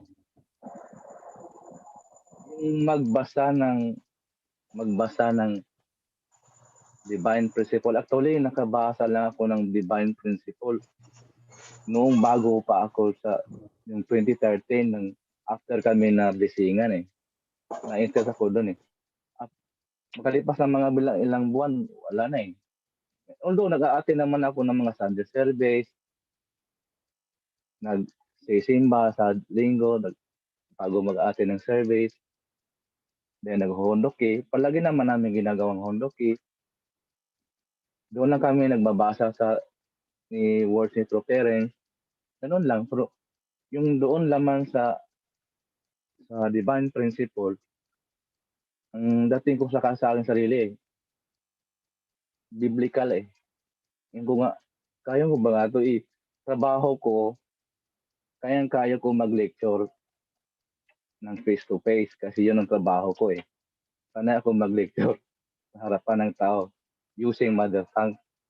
Nandito may English, may Tagalog. Minsan na ako nabubulol eh. Hindi ko sanay mag-Tagalog kasi na po kayo. Ayun po talaga ang struggle namin ito sa mga Bisaya. Sorry po.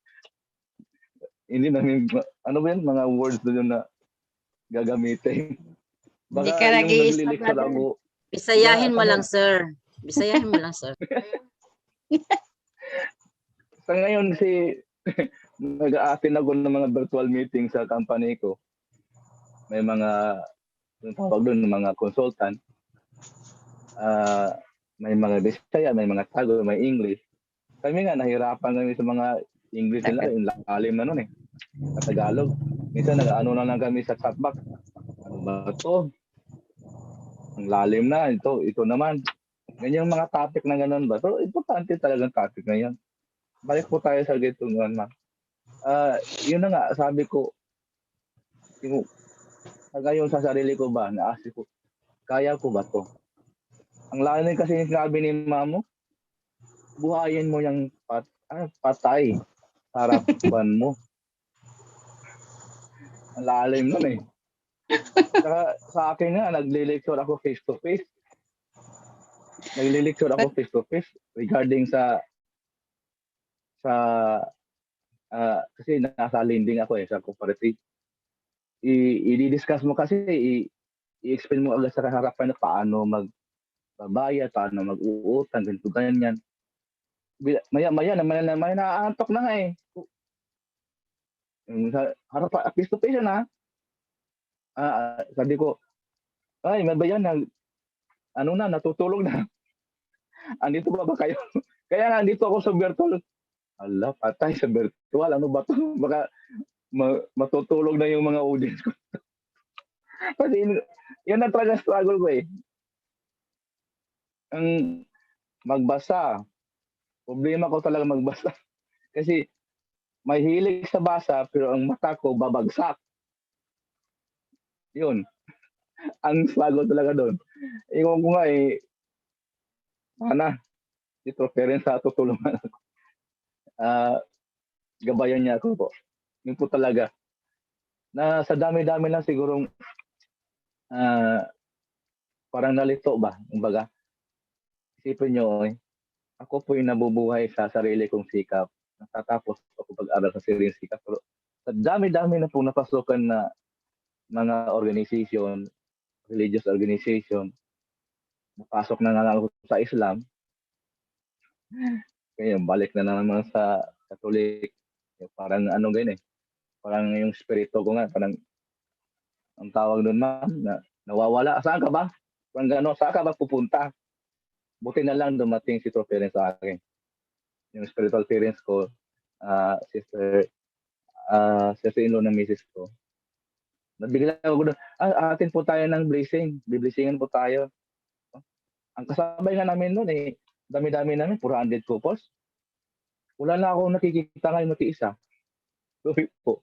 Kaya nung sabi ko kahit si Silda, ang dami po namin na mga kasamahan nandito sa Iligan City, especially. Saan kaya sila, yung mga ilesta namin? Kaya You're very fortunate, sir. You're very fortunate, sir. Ikaw na iwan. Okay, naiwan. Ikaw ko nga eh. Siguro, minsan kasi alam na natin Silda eh. Minsan sa group chat, ganyan kasi nag-message naman. Tapos, palagi naman niya ako makikita. Pupunta niya ako sa opisina ko eh. Alam niya yan. Saka,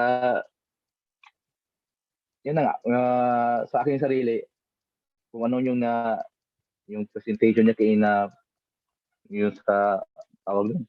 Kasi kaya sabi ko, biblical eh. Hindi ko masyado ma-absorb talaga ang yung topic. Pasensya po talaga. Yun po, doon talaga ang pinaka-weakest ko. Yan ang struggle ko eh. Alam kong magbukas ng Biblia, pero yung pagbasa pala ng verses, kailangan mo kasi i-internalize mo na eh. Kukunik ka doon. I-lecture mo nga, ano na kaya yung dating doon. Kaya, yun lang talaga po sa akin. Medyo, ngayon, I'm still observing. Ayok, maintindihan niyo po ako. I'm still adjusting myself kung paano. Kaya na, bubulon na nga ako sa Tagalog eh. Paano ko ma-survive tong challenge na to. That's it. Good evening po. Thank you so much, sir. Let's give a hand to Sir Josie. Yeah. The fact that you are here, it's not by accident, sir. It is planned by God. Na ikaw din lang ang naiwan na membro during your time. And it's not by accident you were called by Ma'am Sylvia. Kaya please make it as a challenge to your part, sir. Kaya mo yan. Kaya natin, di ba? So, thank you so much for the sharing. And the last one that we'll share is Ma'am Marlene. Sabi niya nga na baka po hindi maganda yung connection niya. But Ma'am, please grab the opportunity also to share. Nag-strive si Ma'am kanina na nag-lecture. Kahit paus na siya. So, congratulations, Ma'am. You become victorious this evening. So let's welcome Ma'am Marlene. Thank you, Ma'am. Good evening once again. Naririnig po ako? Okay naman. Okay, sige. So, ayan. So regarding our topic, so I think the topic is about subjugating Satan. The different courses Jacob's course, Moses' course, mga pattern para subjugate si Satan. So, in my realization, ako po, no, hindi na tayo lalayo. Kasi para sa akin, ayon sa pangunawa ko, si Satan is within us. Nandito lang sa atin. Lalo na sa akin. Kasi nare-realize ko yun. Hindi na ako maghihintay ng angel na magiging kalaban ko o kung sino yung mga na para subukin yung strength ko. Hindi ganoon sa pagkaintindi ko. Satan is within me. Kasi palagi niyang kinokontrol yung will ko. Talagang struggle. Nandun sa atin yung palagi. Actually, nahihiya po ako. Nahihiya po talaga ako, lalo na kay God. Kasi, syempre, na-realize ko kasi na grabing blessing na binigay niya sa akin. Tapos, hirap. Sa totoo lang po, hirap na hirap po ako. I-subjugate si Satan. So, naririnig po ninyo ako. Okay lang po. Yes, go ahead. Yes, ma'am. Naririnig po ka po namin. Kasi siguro, medyo nahihiya ako kasi. Loud and clear, ma'am.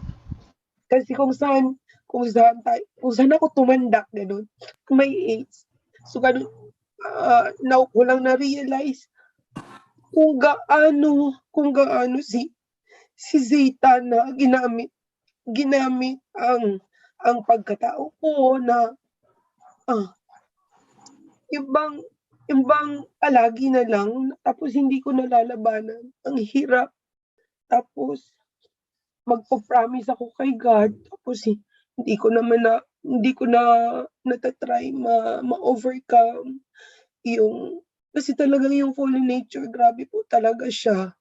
So sabi ko parang grabe, nakadikit na yata talaga sa akin. Tapos, nakakahiya kasi with all the blessings that I have, ginawa naman niya akong normal. Meron akong family at least. Then, talagang trying hard po talaga ako sa totoo lang. So, that is my realization na talagang I need to overcome, I need to fight myself. Kasi si Satan, nandito talaga sa atin, nandito sa within ourselves, sa pang-araw-araw, how to deal with the situations. Ang dami niyang ginagawang mga rason. So, talagang nakakahiya. Nahiya ako kay God, sa totoo lang. Kaya, to subjugate Satan is really our portion of responsibility. Sa individual level pa lang, diyan ko na-realize na ang hirap pala. So, si Jacob, si Moses, grabing struggle nila kasi yung kanilang ang kalaban nila is yung ang kailangan nilang mag-succeed within the family, within the tribe, the national. So at least sila ganun. So ako talaga nagtatry talaga ako sa sarili ko at kailangan may magawa ako sa pamilya ko. Kasi yun talaga ang kalaban. Ang hirap. Ngayon ko na-realize na sa family level pa lang ang hirap. Kasi nga, mas maganda kasi pag yung orientation nag-start sa bata pa. Ano po? Kasi mas madaling mag-mold ng mga younger minds. Pero dahil medyo malalaki na, mahirap kasi may mga sariling understanding, may sariling prinsipyo. So, sa akin, nahihirapan na ako. Tapos, iniisip ko pa din kung paano ko siya ipapaintindi. Kasi hindi lang po sa within me kasi lalo na at may pamilya, so kailangan I need to educate my family, my children. So kung hindi po ako magsasaksi doon within my family, it's really a failure. So talagang yun nakakahiya. Nahihiya po talaga ako sa inyo. So, that's all. Thank you for listening. Thank you, Ma'am Marlene. Thank you po. Let's give a hand to Ma'am Marlene. Thank you, Ma'am, for freely showing or sharing your heart to us tonight. It's a very fruitful session that we have. Actually, this is what we wanted to have, actually. We are one. And the fact that you could recognize easily Satan or the work of Satan, that because we know the principle. And it is lie in our hands that how we could fight Satan also by knowing him, knowing our enemy. So that's the reason why we need to learn more about the principle, because every day is a battle we are battling with. So I guess yeah, it's a very fruitful day for us, and it's a very fruitful day. Thank you, Mom. So don't worry, everybody is fighting, and just keep going on. We will not become a loser, but we will become always a winner, for heaven's sake. So Ma'am Relina, this time is yours. But if you, I guess you refuse, you have texted that you refuse to talk tonight because of some reasons. So now it is almost 10 o'clock, so we need to end our session in the right time. We need to target it 10 o'clock. We need to stop this. We could end up with this session so that the other matters will be other things that we could do after 10 o'clock. We can still do it. So without further ado, this time, or shall I ask more? Is there any more concern that we need to share? We need to talk about before I will be calling our UPTA head to give to us his guidance. Is there anything po na meron pa po tayong pwedeng i-share, pwedeng pag-usapan? So kung wala na po, let's please join me. Si Ma'am Manina. Please join me welcoming our UPTA head, our Dr. Randy Ame, for his guidance. Let's give a hand po. Parang hindi ko pa narinig si Manina, Ma'am, nagsalita. Si Ma'am Relida, nag-refuse kasi po. siya, sir. Manina, nandito si? Sa Asan, Universal sir? Principal Training Academy na. Kala ko ikaw yung nandyan, sir. I'm sorry po. Ma'am Munina, it's your turn po muna. Kala ko ikaw yan, sir. Sorry po. Good evening po, Ma'am Munina. Good evening po, ma'am. Hello po. Yes po, good evening. Narinig po ba? Kasi kala ko si Sir Randy yan. Sorry, Mama. Sorry po. Okay Kala lang. ko si Sir Randy yan. Sorry po. So, welcome po, ma'am. Please, here also po, ma'am. I don't know how to start sharing. So, ano po, for me, may realization na po for this, tonight's topic po is, yun nga, based on my experience, so that's why I came back here in UPTA, because I started last 2020, then after maybe last year May, I stopped doing a lecture, and then I realized that also I'm a failure, because even though for me I'm alone, for myself I do full time, but because until now I did not receive yet the much and blessing. So for me, my full-time life is not enough to receive what we call this, the blessing. So that's why I came here, and I want also more to to receive a blessing, not only for myself but to my family. Because for my yun nga, 'di ba ako naka-receive ng blessing, and then to my sister nga hindi siya full-time although um meron siyang Korean, then I believe in yung tinatawag na merit of the age, like that. Parang sa kanya po yung napunta yung anong tawag nito, blessing. But even though hindi ako totally what do you call this, jealous. But parang I'm grateful kasi nandun sa kanya, but even though hindi ako in that hindi sa akin na na yun nga wala pa akong hindi sa akin napunta like that. So for me, this is my time to do my part, or yeah, to do more so that I could also help. Because before I have spiritual son but hindi siya nagtagal, so still now I don't have spiritual parang lineage in my own. So this is my my goal also this time to really want to know more about the lecture and to feel the the Father's heart. So that's all po. Thank you so much. Maraming salamat, Ma'am Munina. Let's give a hand to Ma'am Munina. Thank you, Ma'am. So just keep going on, Ma'am. The blessing will come, or your match is still preparing. Kung wala pa ngayon, bukas baka meron na po. Just keep a good heart, praying for the best man for you. So we will also pray for that. So without further ado, let's also welcome our Sir Randy Ame, Dr. Randy Ame, for our guidance tonight po. Sir. Hello po, good evening everybody. Maayong gabi sa inyo tanan. Tama ba?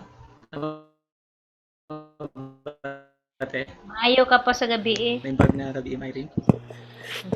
Kumbaga rabi po. And, ni Ma'am Tess. Alam din po naman.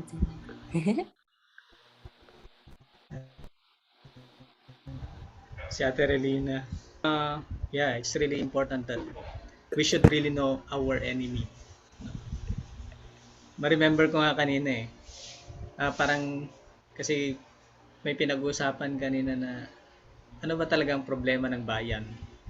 Kapitalismo, sosyalismo, komunismo, o ako mismo?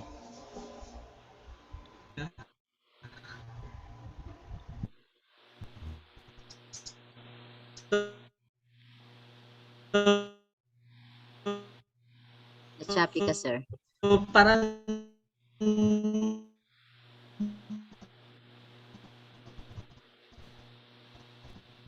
Na-choppy ka, sir? Likewise, giving lecture, ma'am, kasi medyo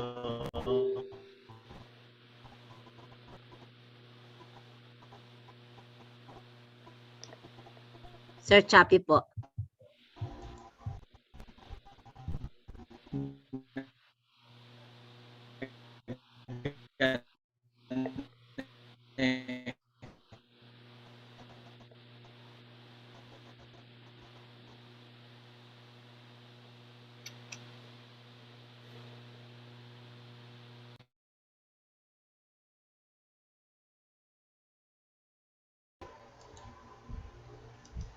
Can you hear me na po?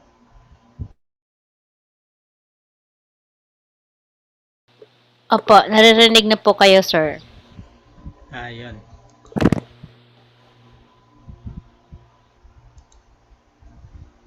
Okay, so saan na ba tayo? It's really important that we have to know who we are, and yun nga, 'di ba? Ang problema naman ng bayan is hindi yung kung sino-sino pa. Ngunit let's go back to ourselves. Just like in giving lecture. Actually, kung titignan natin, giving lecture is not that difficult. Bakit it's not that difficult? Kasi it depends on how much we wanted to guide and how much we wanted to give life to others. Actually, kinakatakutan ko dati mag-lecture. Ayoko dati mag-lecture. Pero nung na-realize ko na how can we give life to others if we will not be able to express? Okay. Marami nga tayong inspiration, marami tayong nare-receive na mga mga bagay na makapagbigay sa atin ng makapag-udyok sa ating damdamin na ibahagi yung nalalaman natin. Pero pag hindi natin gagawin, paano na malalaman ng ibang tao na meron tayong maibigay, i-share sa iba? Kaya nga, it's really important that we have to, kailangan nating bumalik. Okay? Ano ba yung meron ako na pwede kong i-capitalize para sa ganun ma-push ako to do more and to search for more and to study more.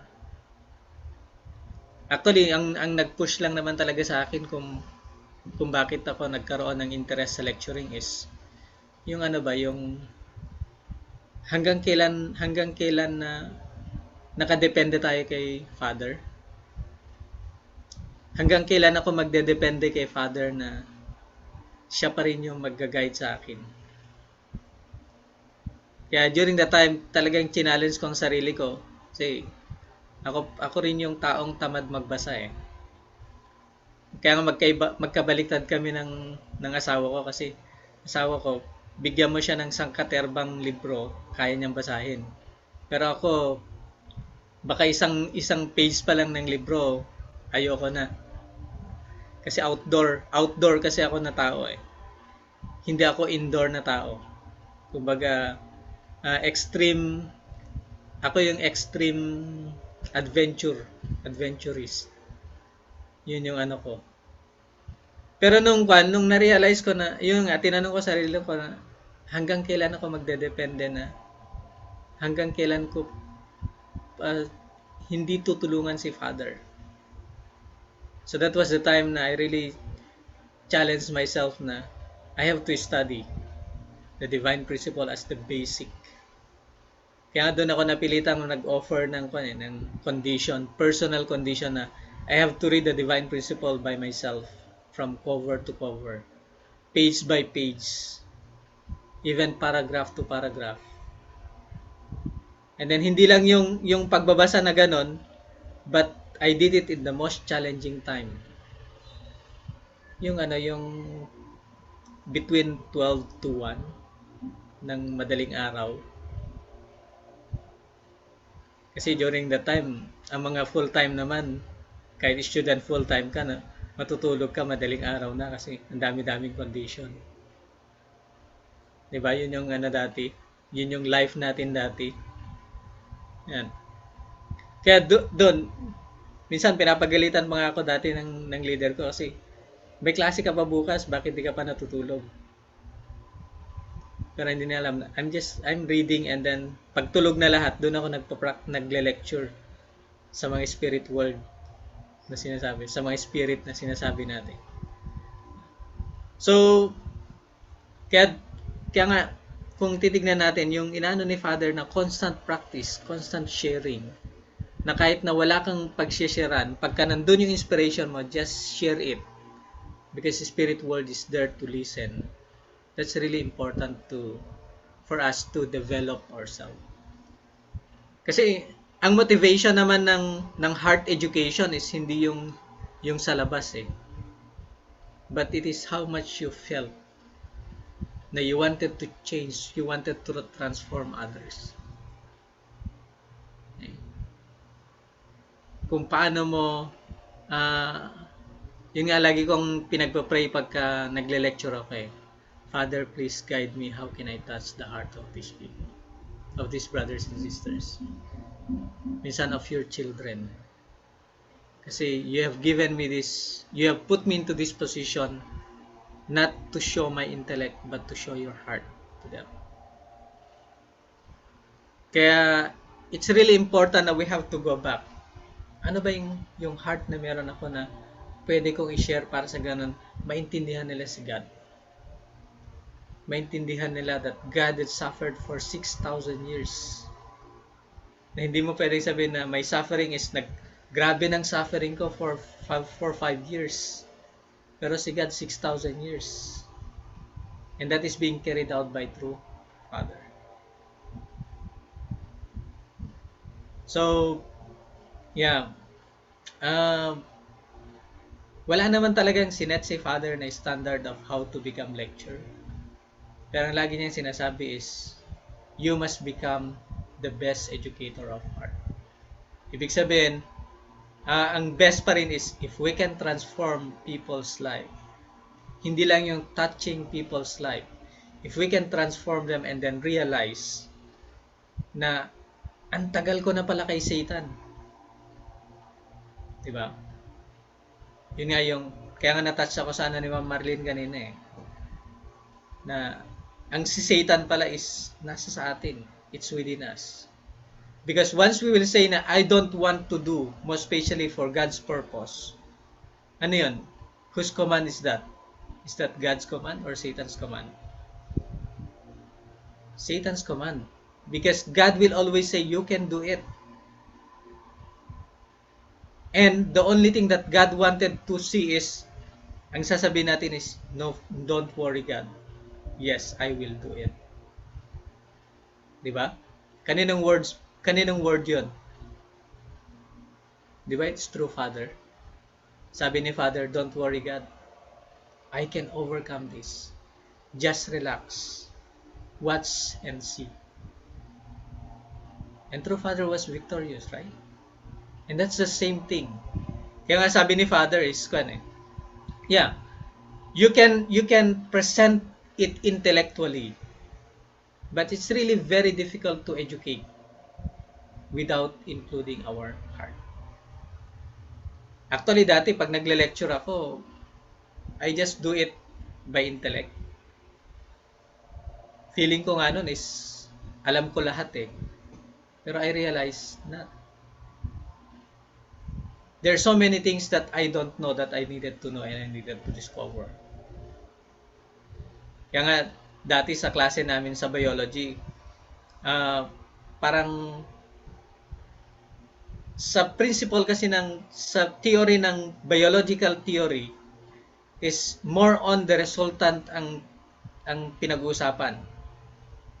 Pero in terms of divine theory, it is the origin.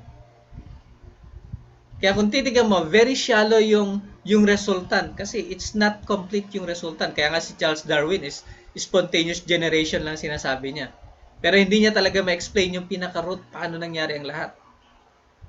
Na it's being explained because of the unity of subatomic particles hanggang nagkaroon ng complex being. And saan natin makikita? We cannot see that in the resultant, but we can understand it through the heart. Tama po ba? Aju? And that's really important. Kaya nga, sabi ni Father is, when you give lecture, the main subject is the heart. The object is the intellect. And the support will be the will. And that's the time that we can use intellect, emotion, and will work together. And not only people will be transformed, but even us. Kaya nga kahit balibarik ta rin mga principle, i-reverse mo man, si Jesus man yung pattern, and then yung course ni Moses sa ni Jacob is pattern for Jesus, from Jesus Christ, pwedeng mangyari yon. Kasi reversible ang principle. Kaya nga nagkakaroon ng proper give and take because of a total harmony and unity. Reversibility of things. So what I'm saying is, to become a lecturer, the most important qualification, sabi nga ni Father, is how much you really understand God's heart and how much you wanted to impart God's heart. Not your own heart, not your own interpretation, but it is God's heart and God's love. So that's really the main point. Wala naman ng ibang sinasabi si Father. And I hope that with that, we can really feel na wala naman talaga ibang masahan si God. Hindi ako, hindi kayo, ngunit tayong lahat. So brothers and sisters, minsan nakakapagod pero wala tayong karapatang mapagod. The only thing that we need to do, sabi nga ni True Mother, di ba? Let us always move forward. Don't worry. we are not alone. We will be together. Nauna na nga si Father and doon na si Father who did everything. So the only thing that we will do is to copy it. So I hope with that we can discover more our potentiality and how we could really join force together and work together as one family under true parents. So magandang gabi po sa lahat. Wow, maraming salamat po, Sir Randy. Let's give a hand to Sir Randy. So, for that great guidance for each and everyone. Soon we will become people who could really emulate the heart of God and true parents in giving lecture. So, maybe, is there any more concern for this before our closing prayer for our class to close our class tonight? Sir Julius, meron pa po tayong concern na pwede i-announce or what? So, I think wala na, ma'am. Wala na po. So, yung presenter next meeting, kuya. Gawin ko. Sinong pala? Sinong yung talaga? Ay natin yung mga bago naman, di ba? Priority. Lahat ng bago. Sige. Gawin ko na lang sa bukas. So i-join mo na rin si Sir Josie, kuya, sa UPTA. Yung apat sila na bago, di ba? Si Ma'am Elsie, si Ma'am Gail, Sir Noel. saka si Sir Ruel para sige po. Kuya Josie, naka-register na po ba kayo, Koy, dito sa UPTA?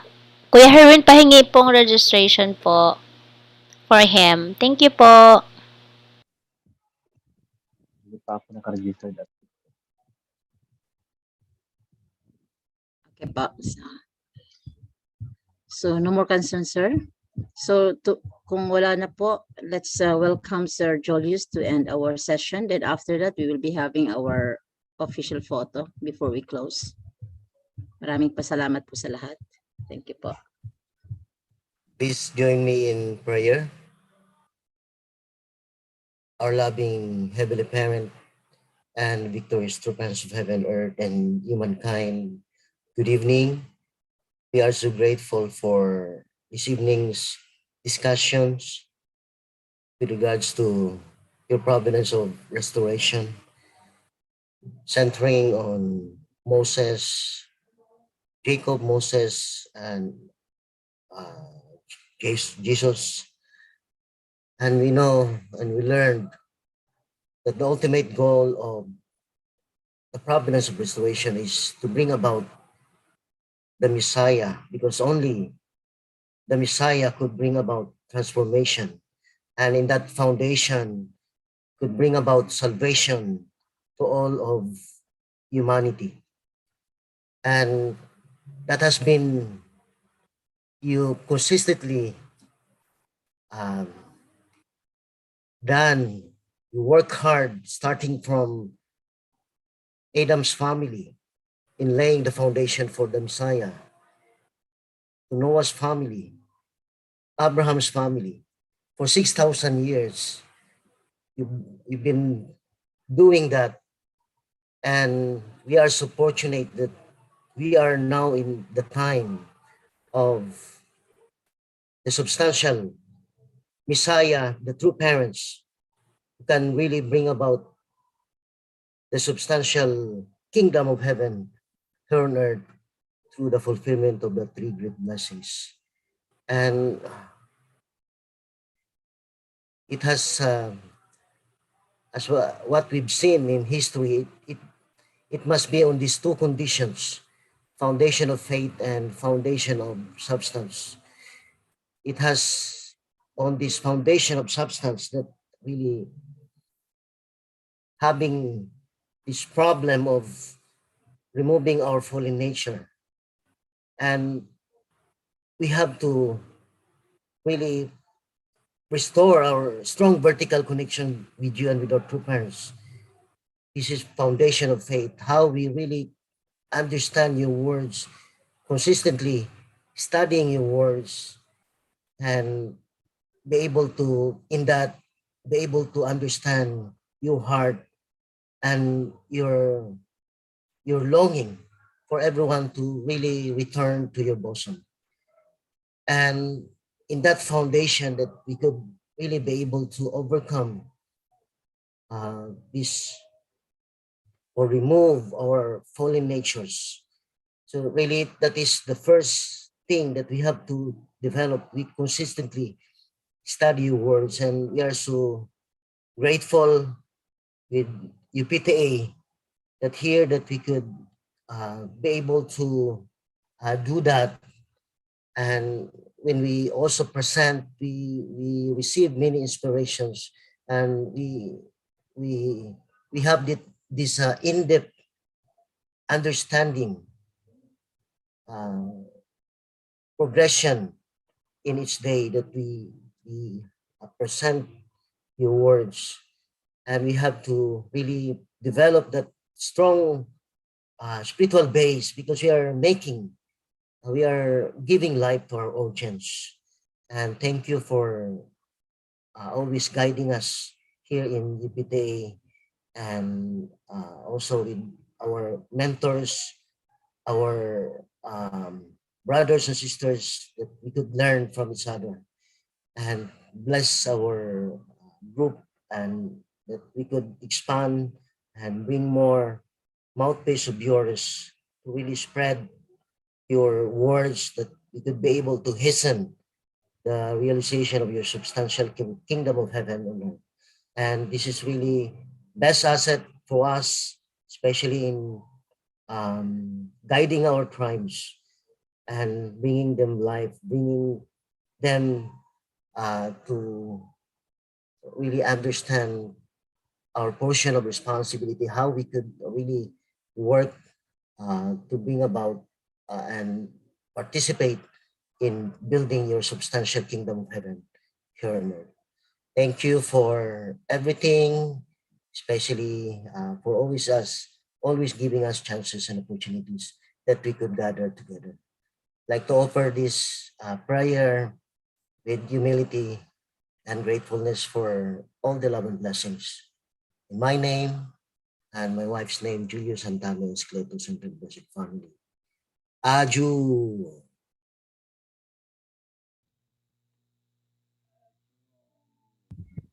Okay, Achu, that ends our session. So before we close, let's have our official photo. I need your help, Ate Sylvia. All Please. right.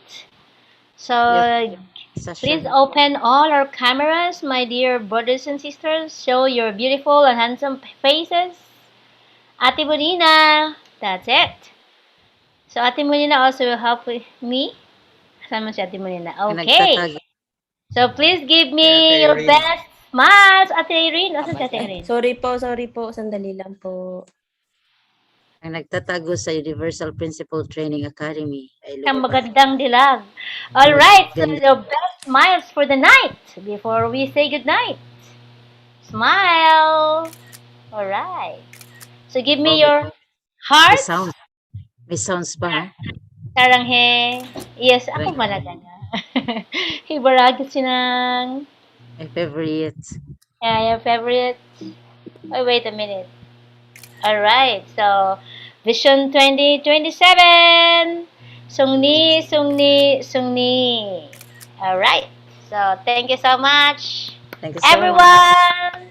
Good Good night. night Let us all po. keep safe. Thank you Night. so much. Good night Good po. night. Good night.